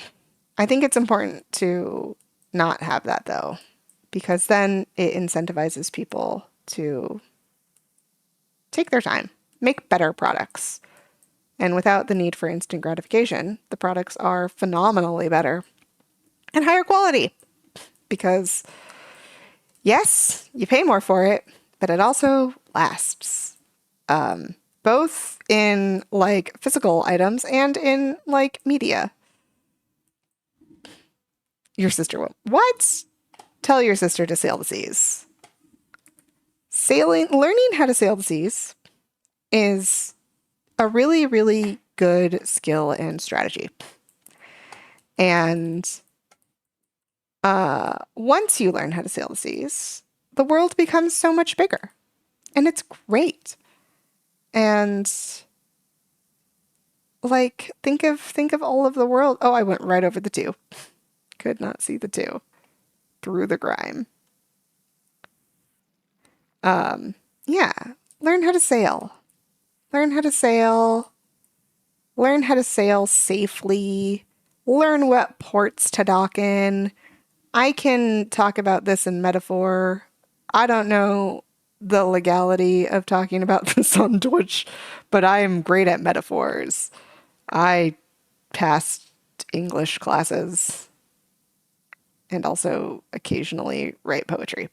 So, great at metaphor. But yeah, learn how to sail, learn what ports are safe to dock in, and you won't have a problem. And then you can do so much more. And then you can do everything you did before as long as you have, the cargo space for it. And the investment of cargo space is much, much, much lower, monetarily speaking, than the investment of instant gratification. Because instant gratification costs you a pretty penny. And most people don't even realize how much money they are spending on instant gratification because it's like automatic payments to Amazon Prime. And yeah, you're like, it's just $10 a month. Is it just $10 a month? Is it $120 a year? Like, is it worth that? Is it also worth the fact that like people die in facilities to fulfill your 2-day order? Like, I don't know. I need the longer gun. What am I doing? Nope, the long one, please. Thank you. Yeah. So, like, I don't know. Maybe I'm the only person who tries to think about my moral and ethical contributions to the world with the purchases that I make. But it's hard. I understand it's hard. And it's hard to try to like do that while also being conscious of your own finances. And you should ultimately do what you need to do to remain financially stable. But like, it is hard. Yeah, no, you have to sail if you're gonna watch anime. Anime is like for sailors only, if you know what I mean. You can't really do it without sailing. And it's so nice to know how to sail. And then your world is so much bigger. Like, gosh, just what a great way to live life out on the seas. Yeah. It's all fine and dandy. If anyone needs help sailing the seas, you can search it up, and someone I'm sure has written a very good helpful information on how to sail, how to become the best captain for your ship, and take you wherever you want to go. I have a great Tumblr friend who helps people learn how to pirate or how to captain their own ship. It's good. And captaining your own ship doesn't always mean you have to become a pirate. You can captain your own ship for good. You can just be a normal sailor. If we're sticking to the metaphor, if you know what I mean. Although if you do want to become a pirate, please dress up in costume and then send pictures because pirate costumes are great. Love me some pirate costumes. Can I move? Am I right against? No, I'm not even against this thing. Goodness gracious. Yeah. I like the aesthetic of pirates. They look so cool. Hey, were you guys part of the internet when pirates versus ninjas was like the big debate? Because, like, what was up with the internet at that time?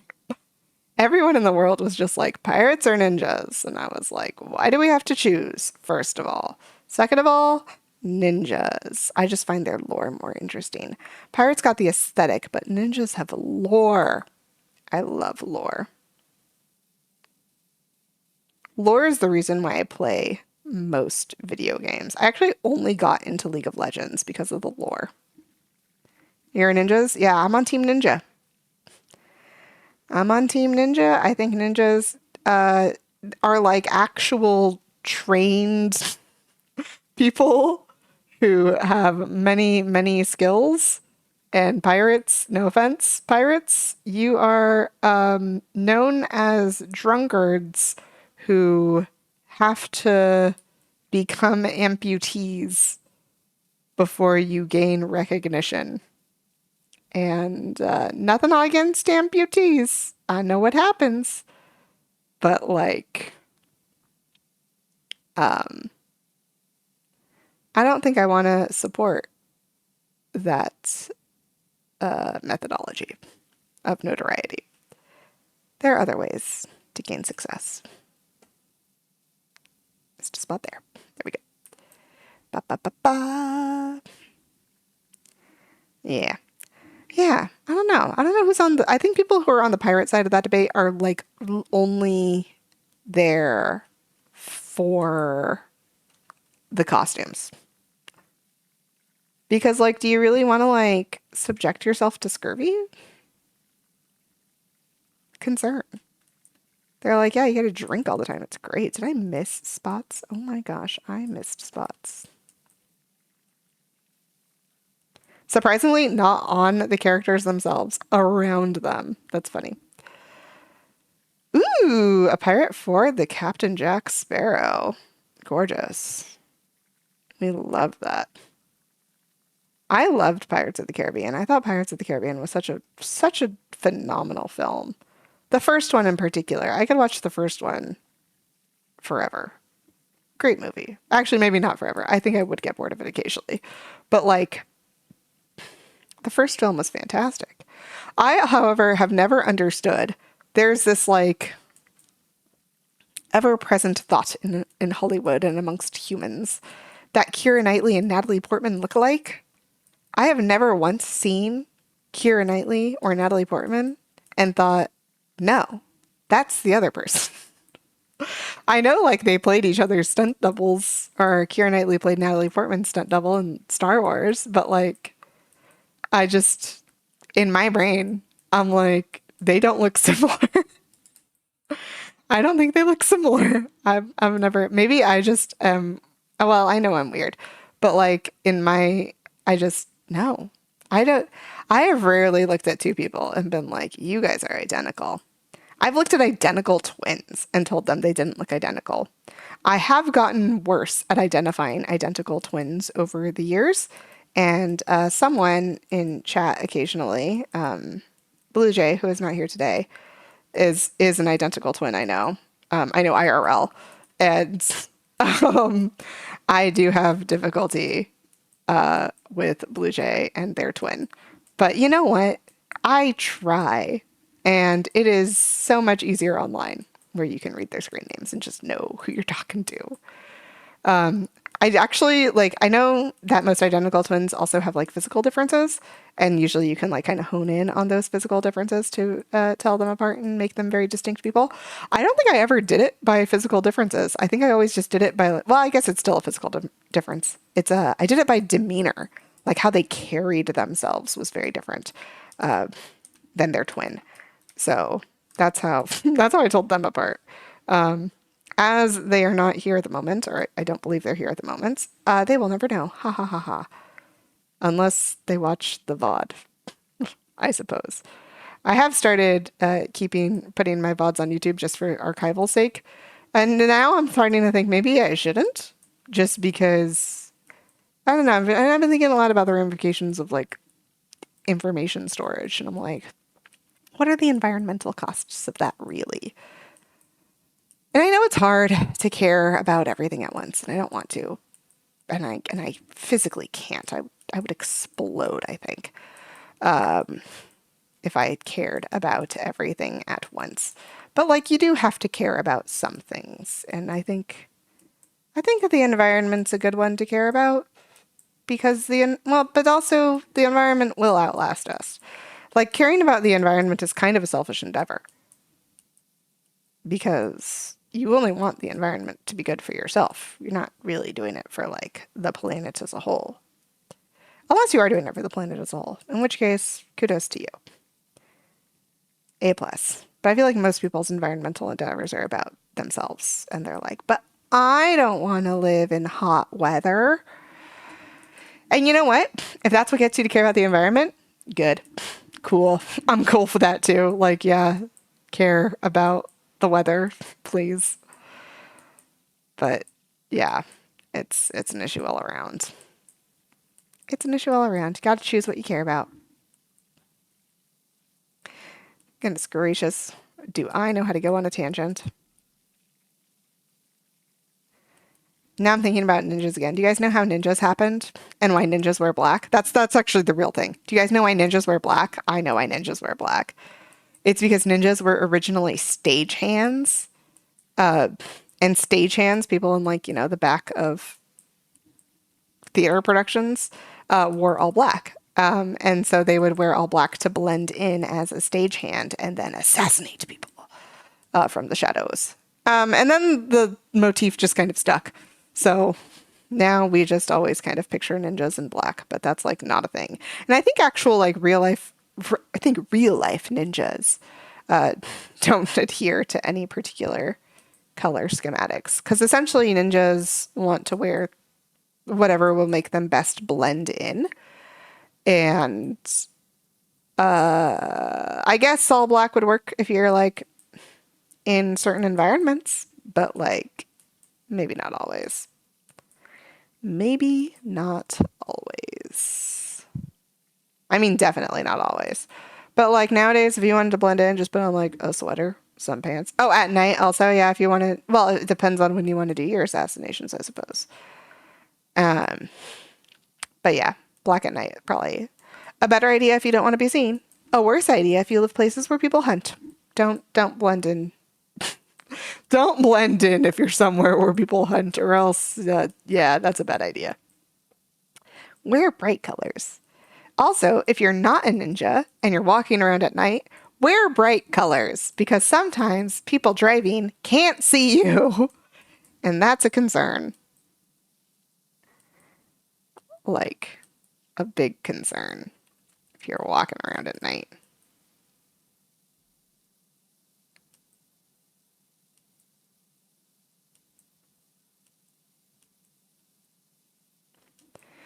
Oh my gosh, we're so close to the end of the boat.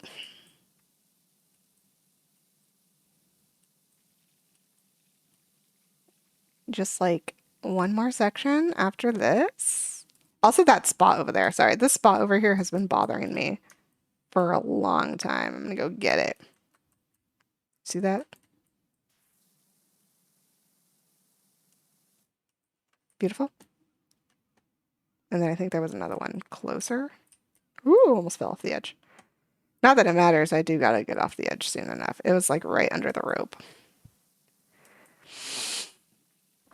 Beautiful. Beautiful. Yeah, blending in. Blending in is important. Also, fun fact about blending in case you're ever like, I'm a little bit concerned about the influencers on the internets who are like, we're gonna sneak into a place, and then they do get into a place. Like that's concerning to me. Because we never actually see the ramifications of them getting caught and like what their consequences of those actions are. And I think there should be some consequences for like, trespassing, which is what they are doing. Because trespassing is legal in most places. So I'm concerned that these people can continue to do these kinds of things and just not face consequences. Or maybe they're just rich enough that they don't have to face consequences. Maybe they just pay people out all the time. In which case, we should stop letting people pay for doing bad things.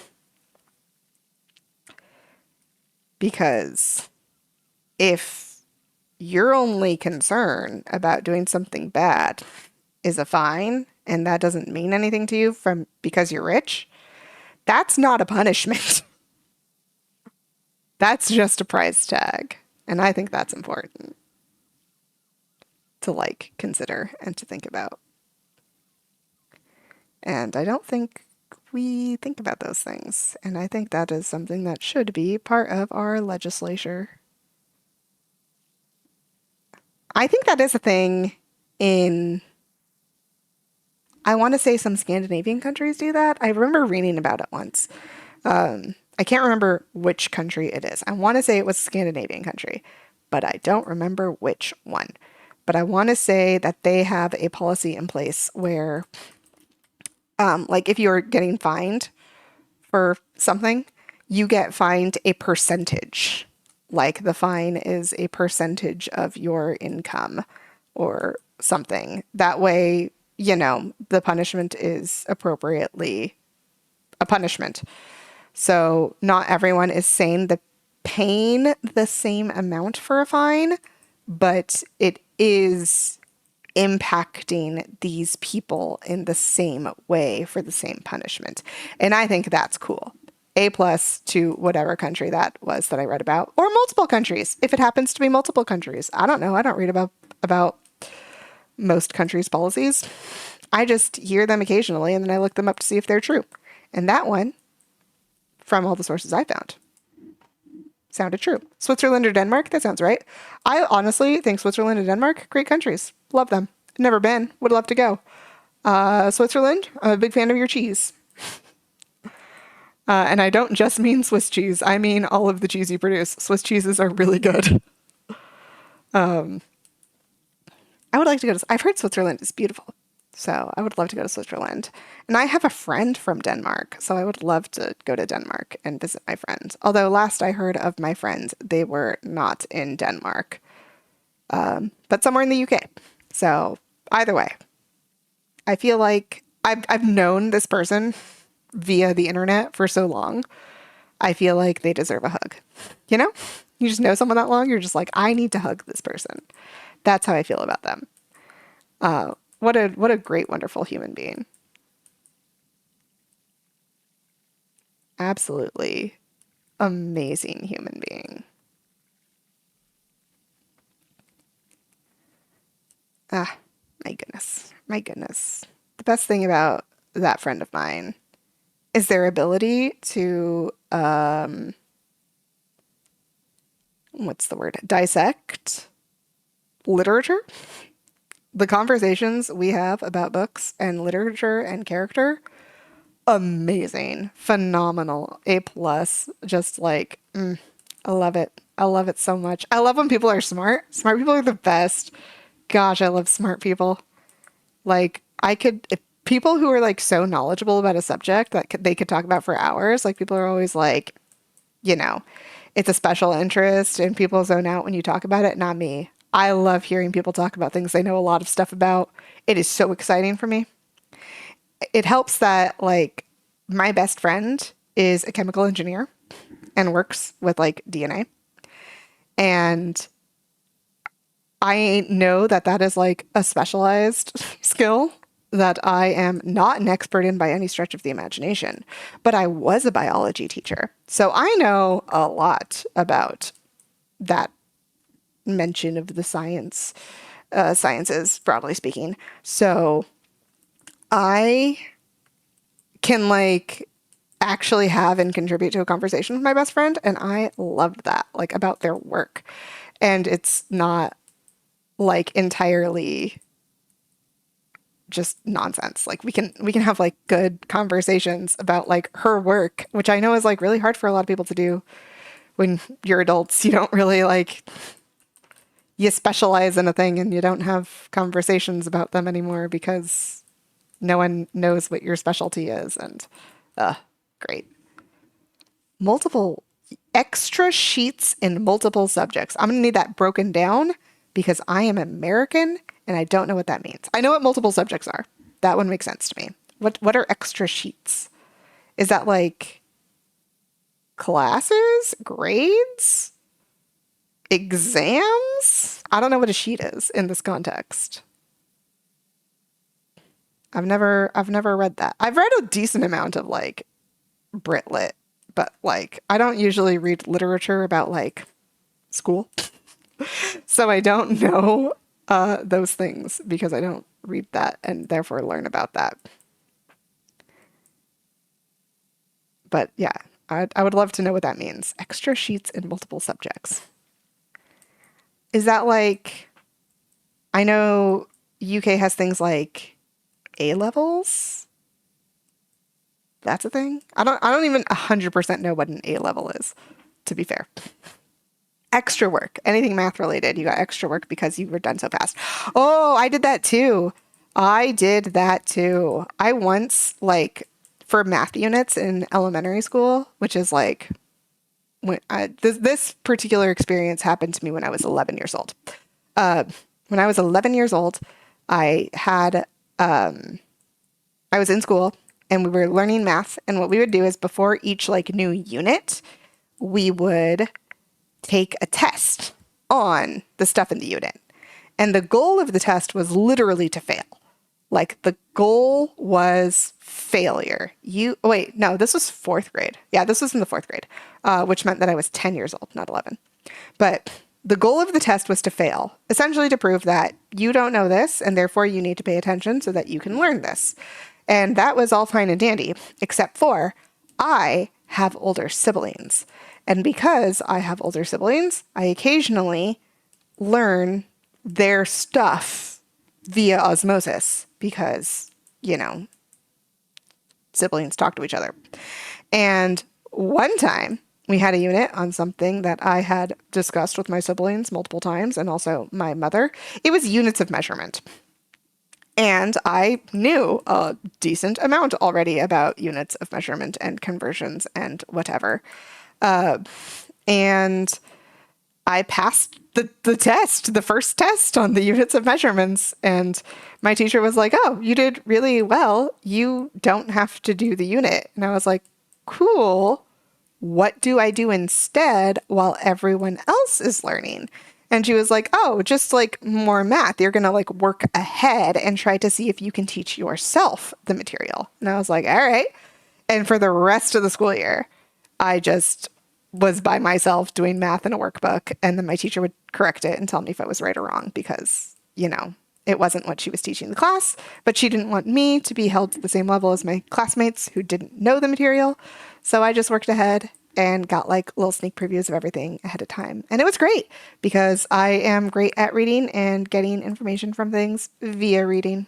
So I loved it. It was fantastic. And also A plus, shout out to that teacher who let me have that opportunity because I don't think a lot of teachers would do that for students. And that was really cool. So got to be one of my favorite teachers. But like literally one of my favorite teachers. That teacher was very, very nice and kind and helpful and taught things in very good and interesting ways. A levels is the college qualifications after GCSEs. I have heard the phrase GCSE before. I don't know 100% what the GCSE is. I imagine it's some sort of test.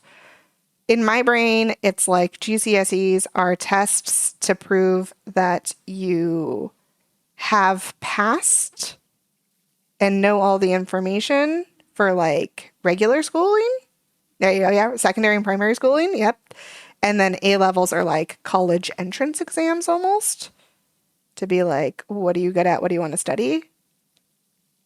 And whether or not you can go to certain colleges and or universities. I'm learning so much. This is great. I love learning stuff. I'm so happy right now. Beautiful. Oh, look at that line. What a good line. Oh, nope, it messed up at top. Beautiful. Yeah. I think this is one of the biggest problems about like American teaching culture is that one, our standards are kind of really low. Honestly, like I'm concerned about a lot of the standards that students have to do to pass what we call high school, concerning. What you call secondary school, I believe, primary school, secondary school, elementary, high school. We also have middle school. Technically, middle school is elementary, as far as I'm concerned, at least. Middle school is elementary. So that would be our primary school, which is ages like 5 through 13. And then secondary school, high school for us, ages 14 through 18. And then college, starting whenever you want, really, but most people do 18 to 22. And it's usually 4 years. It depends on your major and what you're going to study. I did what we did have community colleges, which is like general education classes, things that you would have to take at a university anyway in order to graduate, and then a few specialty classes to get credits in your chosen field of study. And then I transferred to a university and then only had to do 2 years of university, which is a great option for any Americans because colleges are expensive. Oh, so expensive. I wish the world didn't think that students were a great source of income, but apparently they do. And that is concerning. So concerning. GCSE lasts from KS 1 to 3, and then 4 is A level. Ah, interesting. Nice, nice. I find education systems so fascinating. Like, I I was a teacher. I taught high school biology for a while. And in teaching high school, I taught in the state of California. And the state of California actually has some of the highest qualifications for teaching. Like, even if you just want to be a substitute teacher, like someone who's just in the classroom watching the class while your actual teacher is gone, California, you have to pass a test in order to become a substitute teacher. The test, I would argue, is pretty easy. It's like, a test I probably could have passed when I was about 13 years old because I had known the information. It was mostly math, vocabulary, and like two short essays, if you could call them essays. I think I wrote like 3 paragraphs and I was like, I'm good. But there were people older than me taking that test who were struggling, that were telling me that they had taken it multiple times. And they were looking at me like I was going to take it multiple times. And this was prior to the test beginning that we were having these conversations. And then we get into the testing room and I finished really early, like really fast. And that's not a surprise to me. I'm a fast test taker and I enjoy taking tests for fun, kind of. Yes, definitely. So I finished super early. And I finished early enough that I like legitimately felt bad about leaving the room and being like, I'm done. Can I leave? Like, I felt bad about it because these people had told me that they were taking the test for like the 4th or 5th time. And I was like concerned. Like, I did the whole thing in like 30, 40 minutes. And eventually I did leave early just because my sister had driven me to the testing site and like I felt bad making her wait for me. So she was reading the book. But I did leave early and I tried to not make eye contact with anyone else who was testing because I felt bad. And that's just to become a substitute teacher. To become an actual teacher, you have to pass some examinations as well. In the state of California, at least, we have exams that you have to pass in order to become a teacher. And if you wanted to do like primary school, it's a multi-subject exam where you have to do like English, math, history, a little bit of science, etc. And then if you wanted to do high school, you have to pass a specialized test in whatever subject you want to teach at the high school level. So for me, to be a science teacher, it's 2 tests. One is general science, and the other is specifically life sciences. And I took both tests, and I passed them, and then I got to become a high school biology teacher. So that was fun. And then I realized that being a teacher is actually very stressful, and I did not enjoy it that much. So now I'm not a teacher and kind of hopping around jobs and streaming for fun on the side because why not? I enjoy playing video games and I like talking. So this is a good way to get both of those things done. Although I'm going to be honest, this is very, very much like when I was an actual teacher, except for I didn't play video games when I was an actual teacher, at least not while I was teaching. But I did talk a lot and I went on a lot of tangents, which students love. They love when teachers get distracted. But I'd like to think that I was a good teacher. My students were learning materials in hopefully fun and interesting ways. Although I worry about their retention. I don't know if any of them have retained the materials. Like, I know they could tell you what a mitochondria is, but that's only because it's a meme and not because they learned it. I doubt they could tell me what a Golgi apparatus does. I still have all of that information, but I also just kind of have a brain that retains information really well. I've noticed in my years of existence. I'm pretty good at retention. So, not a trait, I don't think, that a lot of people still have. How do I clean the top of this? Well, let me clean the bottom first. At point blank range. Just right up against the anchor. You can't destroy an anchor. They're solid metal. That's not true. You can definitely destroy an anchor. I think rust is probably the main way anchors die. And the sides. Oof. Angles in this game. Oof. Oof, oof, oof. Biology is your least favorite science. Admittedly, so the only reason I chose biology, I majored in anthropology when I was at university. And I love anthropology and its many, many different like facets and fields I thought were super fun and interesting. And I had a great time learning anthro. Anthropology is not taught at the high school level. And when I was looking for jobs, I navigated towards the high school level essentially because my sister was a teacher and I didn't know what to do with my life. So I was like, sure, I'll become a teacher. Why not? So I became a teacher. And then the big question was, in what? And my sister was like, you're good at math. Schools always need math teachers. Do math. And I was like, I am good at math. But again, California law, state tests to become teacher. So I had to take the math test. And the math test was really hard. It was like legitimately difficult. I struggled taking that test. And I got my results back. And also it cost money to take these tests to become a teacher in the state of California.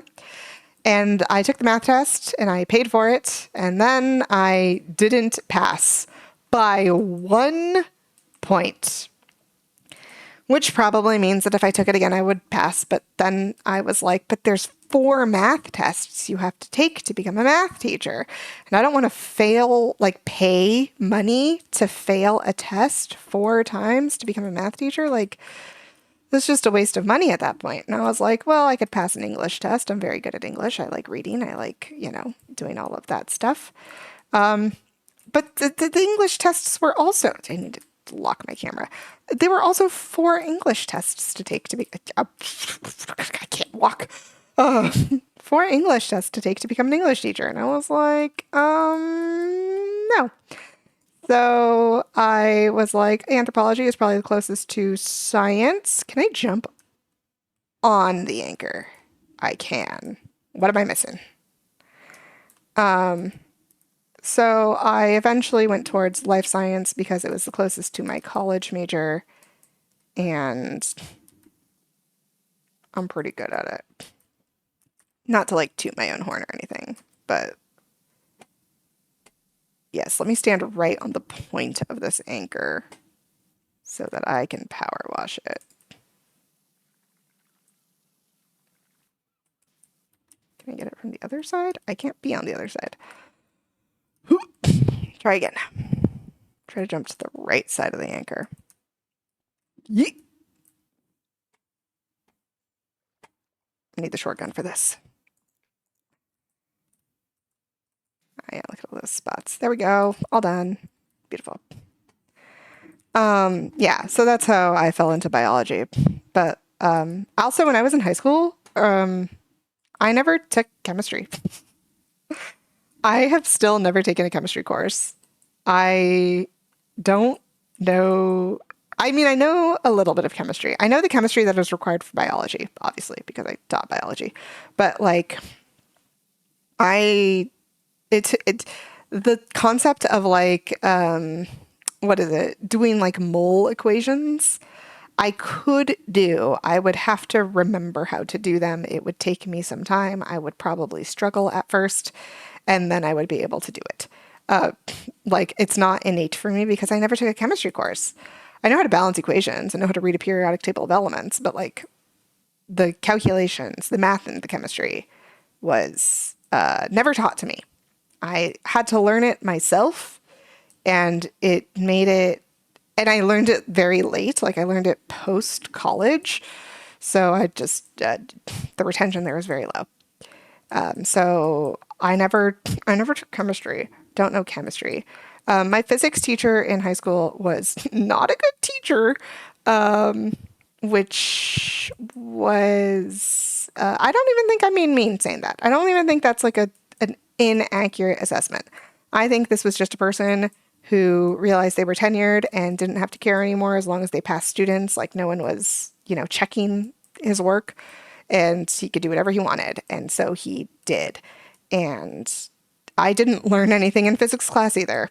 At least nothing that I would consider valuable or that I should have learned in a physics class. Although I guess as someone who has technically not taken a physics class, I don't know how good my assessment is of my own physics knowledge because that class was not helpful for most things. We did do a lot of experiments in that class and we had fun doing projects, but like, I just, no, none of the other stuff really retained. Biology is the only class that like I actually did like had a good teacher for where I learned a lot of material. And that's probably why biology stuck. You dropped chemistry when you were 14. Wow. I guess I did too, though not of my own volition. I tried to take chemistry. I asked the people at my school who do the scheduling. I asked them if I could take chemistry multiple times, and they said no for a bunch of stupid reasons that we shouldn't get into because it's just going to make me angry. And I don't need to be angry. But I asked to take chemistry. I never got to, and so I don't know chemistry. I think I would have really loved physics. Honestly, I think if my high school experience in the sciences had been better, like if I had actually had a physics teacher or a chemistry teacher, I think I probably would have followed a harder science in university. But because those experiences were both so bad, I didn't. Really hard to get the top of this thing.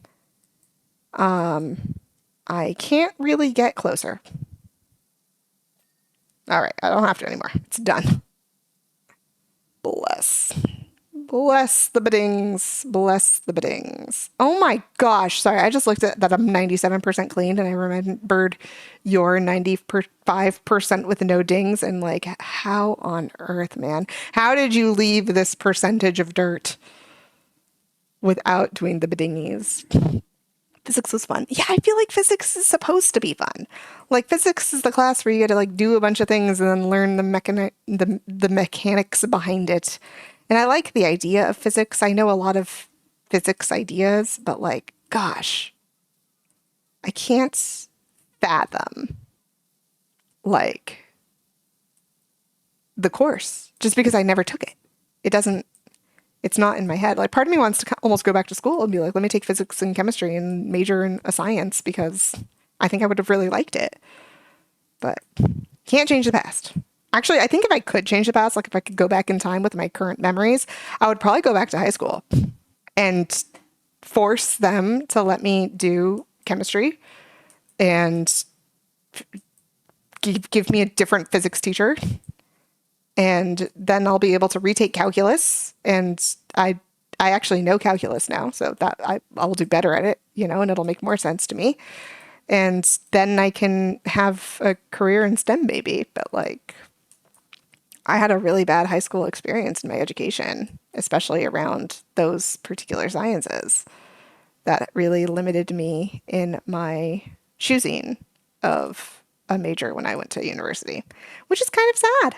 It's kind of sad that the people who were in charge of scheduling my classes had so much power over my future. Yeah. I mean, I am happy where I am, for now, at least. Would like to not be like hopping around jobs right now, but so it goes. We deal. Things will get better. And if things don't, it is what it is. And we deal. That's life. And I'm okay with it. I am perfectly fine and happy with where I am and what I've done so far and my experiences as a human, you know? And unfortunately, none of the things that, I would change are things that I would have even known to change. And for that, I am happy. And that's great. Got a lot of Snapchats just now. Something is happening. I say something is happening. My friends are not present. They're in different states. So whoever is Snapchatting me isn't Snapchatting me about anything relevant to me at the moment. It's fine. And if it was an emergency, all of my friends know that they can call me. And if they don't, they do now. They have like kids and stuff. They're not going to be tuning into the stream. They gotta watch the kiddos.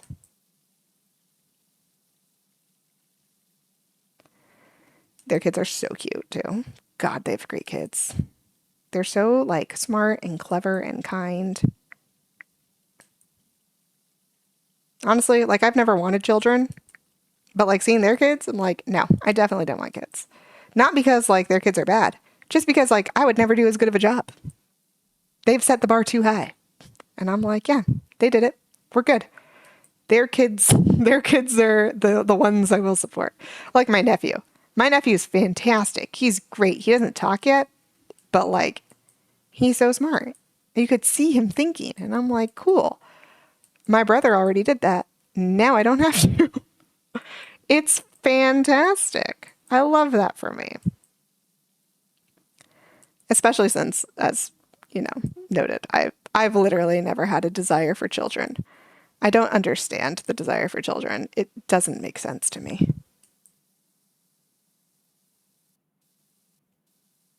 Yeah. I know some people are like, yeah, I want kids. I think it'd be cool. And I'm like, interesting. Curious. Why? Like, I'm so curious about it just because it doesn't make any sense to me. But, yeah, it's what it is.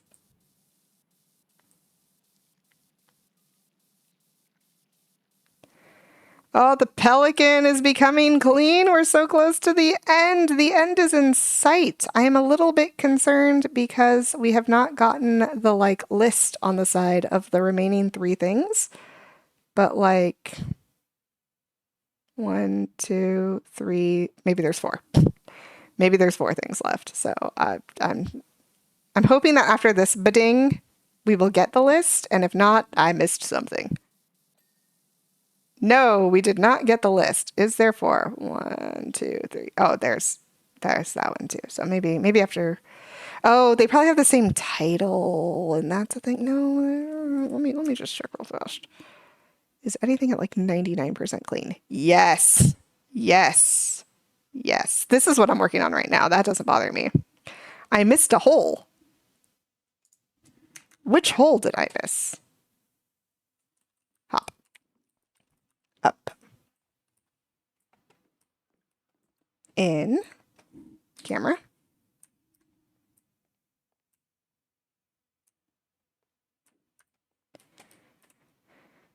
These are mooring holes. What's a porthole? I mean, I know what a porthole is. Is it these ones? Anchor hole. Anchor hole. I don't even know what I'm looking for. There were no holes on the bottom. Nothing's flashing. Just gonna climb up, see if anything's flashing.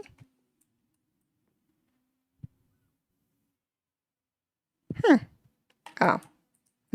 Up here maybe? Port is a side. I know port is a side. Roof wall. Roof wall.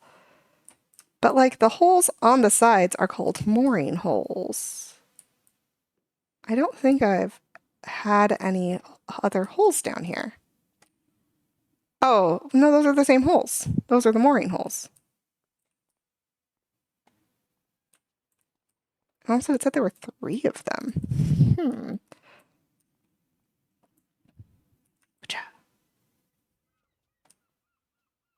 This whole side. Oh, hole. I read it wrong. Wow. Hole is this. There's something. Oh, man. And this whole long face of the boat. It's probably down here.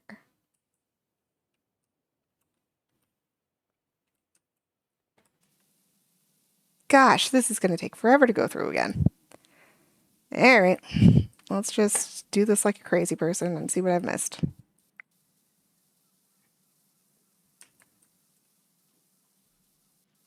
Because tab isn't giving me anything. The dirt finder button says there's nothing. I click on it again. The whole side? You can't even narrow it down? You didn't beding in sections? Oh, there's some little bits right here. Oh, there it is. Trim.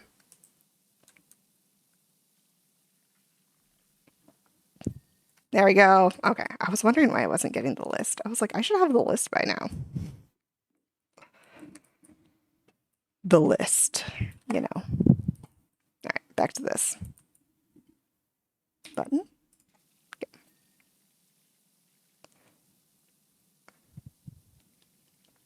Goodness gracious. It is for that reason that I am occasionally like, yeah, it'd be easy to do this without dings. But then there are small things, you know, and you're like, maybe not.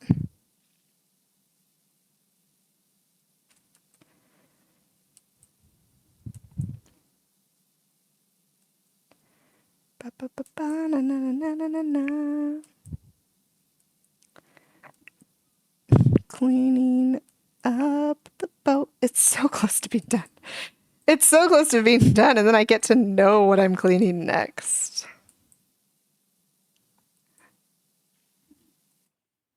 There you go. I can't believe I homophoned in my head. Like, I clearly read port hole, but then my brain was like, hole, because a porthole's a thing, right? Am I crazy? Is that not what they're called? Like the little windows in the boats are not called portholes? Maybe I'm crazy.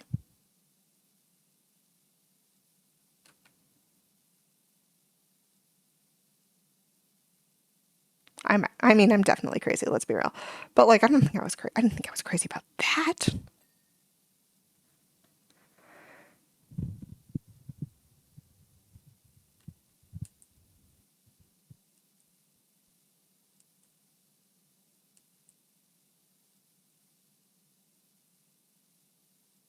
I think I need to get to the top view to get the top of this trim.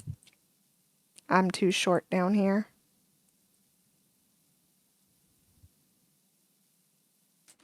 Let's go and walk.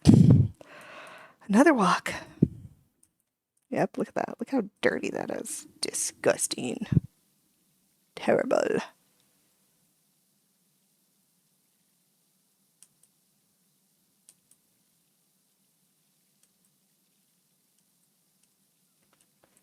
Oh, and that still wasn't enough to get the bidding on the trim. Where else did I miss?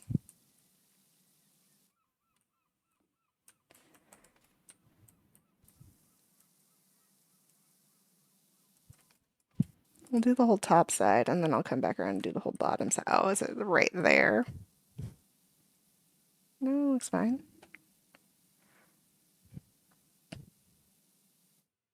This one's done, though. That one's not done. This is one I need to be looking at. Da, da, da, da, na, na, na, na. Nothing's glowing.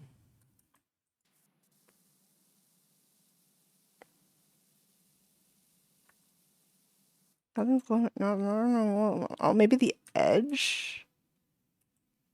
Because it did wrap. And the wraparound was hard to reach. Nope, it looks fine. To the bottom. Get closer. Different angle. Oh my gosh, look at that.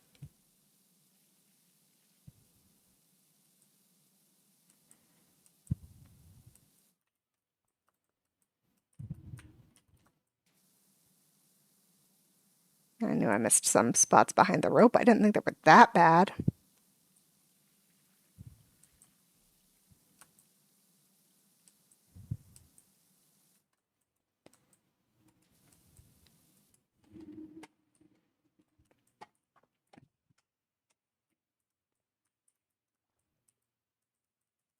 Nothing. A very little tiny spot right here.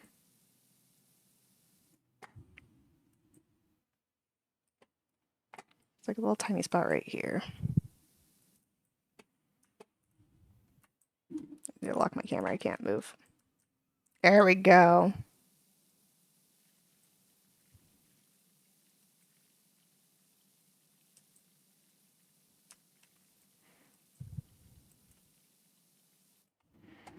That wasn't it? I mean, that was definitely part of it.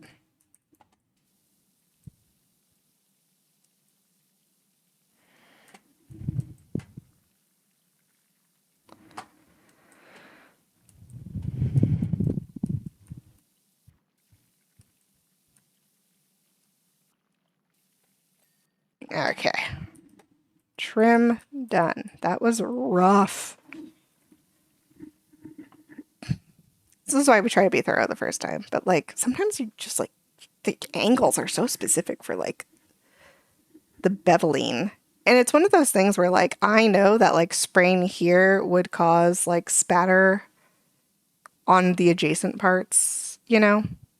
Like it shouldn't be that specific to like the exact point. And also like before when I cleaned this section, there was like a whole section here I never even touched that it was like you're fine. But those few little scattered dots, go back and clean. The tiniest parts of hidden. Always. Always. And I'm usually pretty good at it. Like this is why I got to the end and I was like, something is wrong because I usually get this list and I know that something is like done to 99% and it's annoying, but whatever. It is what it is. We deal and we clean regardless.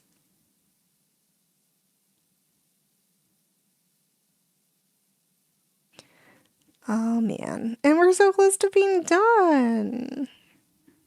And I will not start the next map right now. That will be a goal for next week.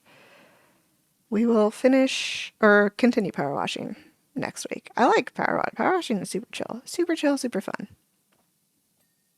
Like that. That was nowhere near clean. And it was like, yeah, you're done. All right, game. You do you. I also really like the time lapses at the end. They're like, look at this thing that you cleaned. Those make me happy. I wonder about the storage of information in this game and how they were able to do those time lapses. Gotta do the other side. And this should be the last part. Just these last few barnacles. Oh, look at this ship in all of its magnificent glory.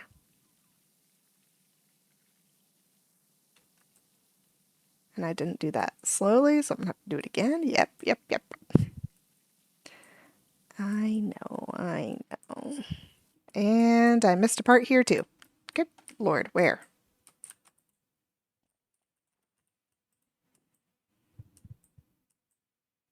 Not that.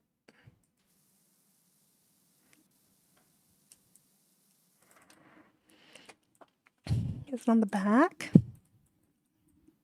Oh, it's on this side. Good, I did that too fast. I was too excited about finishing. Although I probably missed a part somewhere else too, and it's going to make me go look through the whole ship again. A little speck up there. A little speck down here. A little speck right there. And now I see nothing. All right, we'll do this side first. Under the ropes, probably.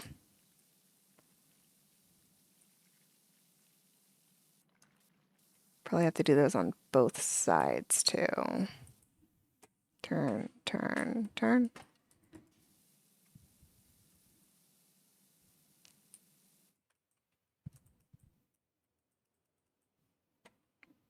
Turn, turn, turn. Nothing, nothing, nothing. A little spot right there. A little spot right there.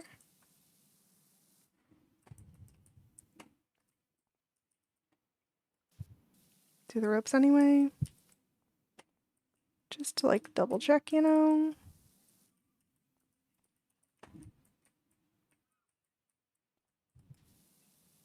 Is it behind the propeller? No? It looks fine, game. Nothing is glowing. That's just a shiny bit. This side. Nothing. Nothing. All right. Welcome to, we're just gonna willy-nilly clean around the whole thing because we don't know what the game wants from us. I'm just gonna walk sideways and do this.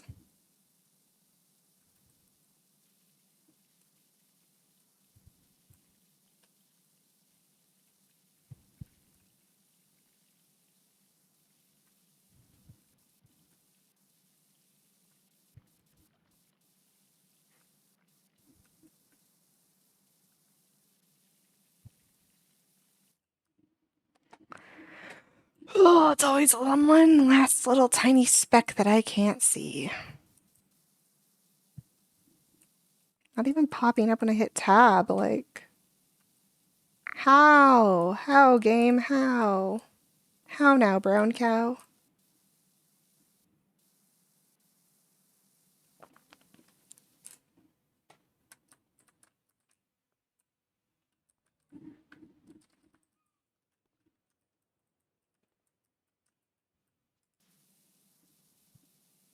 Yeah, right? Right? It's one of my biggest gripes with this game is that sometimes it's like, yeah, you don't have to clean that full foot by foot piece of dirt, but it's like the speck, that one speck that you can't see because it's not visible unless you're at point blank range.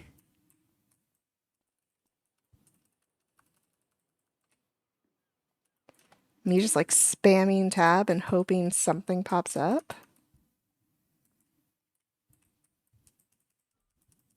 Nothing. Nothing. Okay, fine. Shotgun, here we go. I will finish this boat today. Is it on the top? Do I have to be on top of the boat? That would be a bit of a bitch.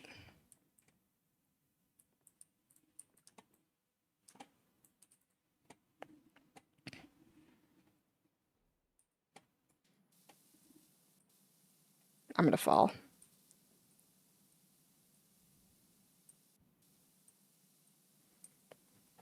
I can't even get to that part because of the curve of the gunwale.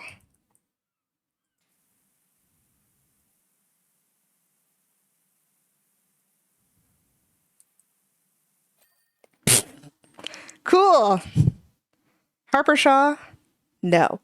I mean, yes, sure, but not right now. Hello, friend. Can you come and wash my recreational vehicle again, please? Sure. First, let's watch this boat get cleaned. Yes, yes, yes, yes. And you can't see anything? Where was the speck? I couldn't even see it. Gosh. This game is just here to infuriate me. All right, well, recreational vehicle again. Sometime later. I gotta go. This has been low-key frustrating, especially those last 5 minutes of my life. I'll see you guys later. Have a good one. Enjoy your weekend. Have a great day. Eat some good food. Have some water. I'll see you later. Goodbye.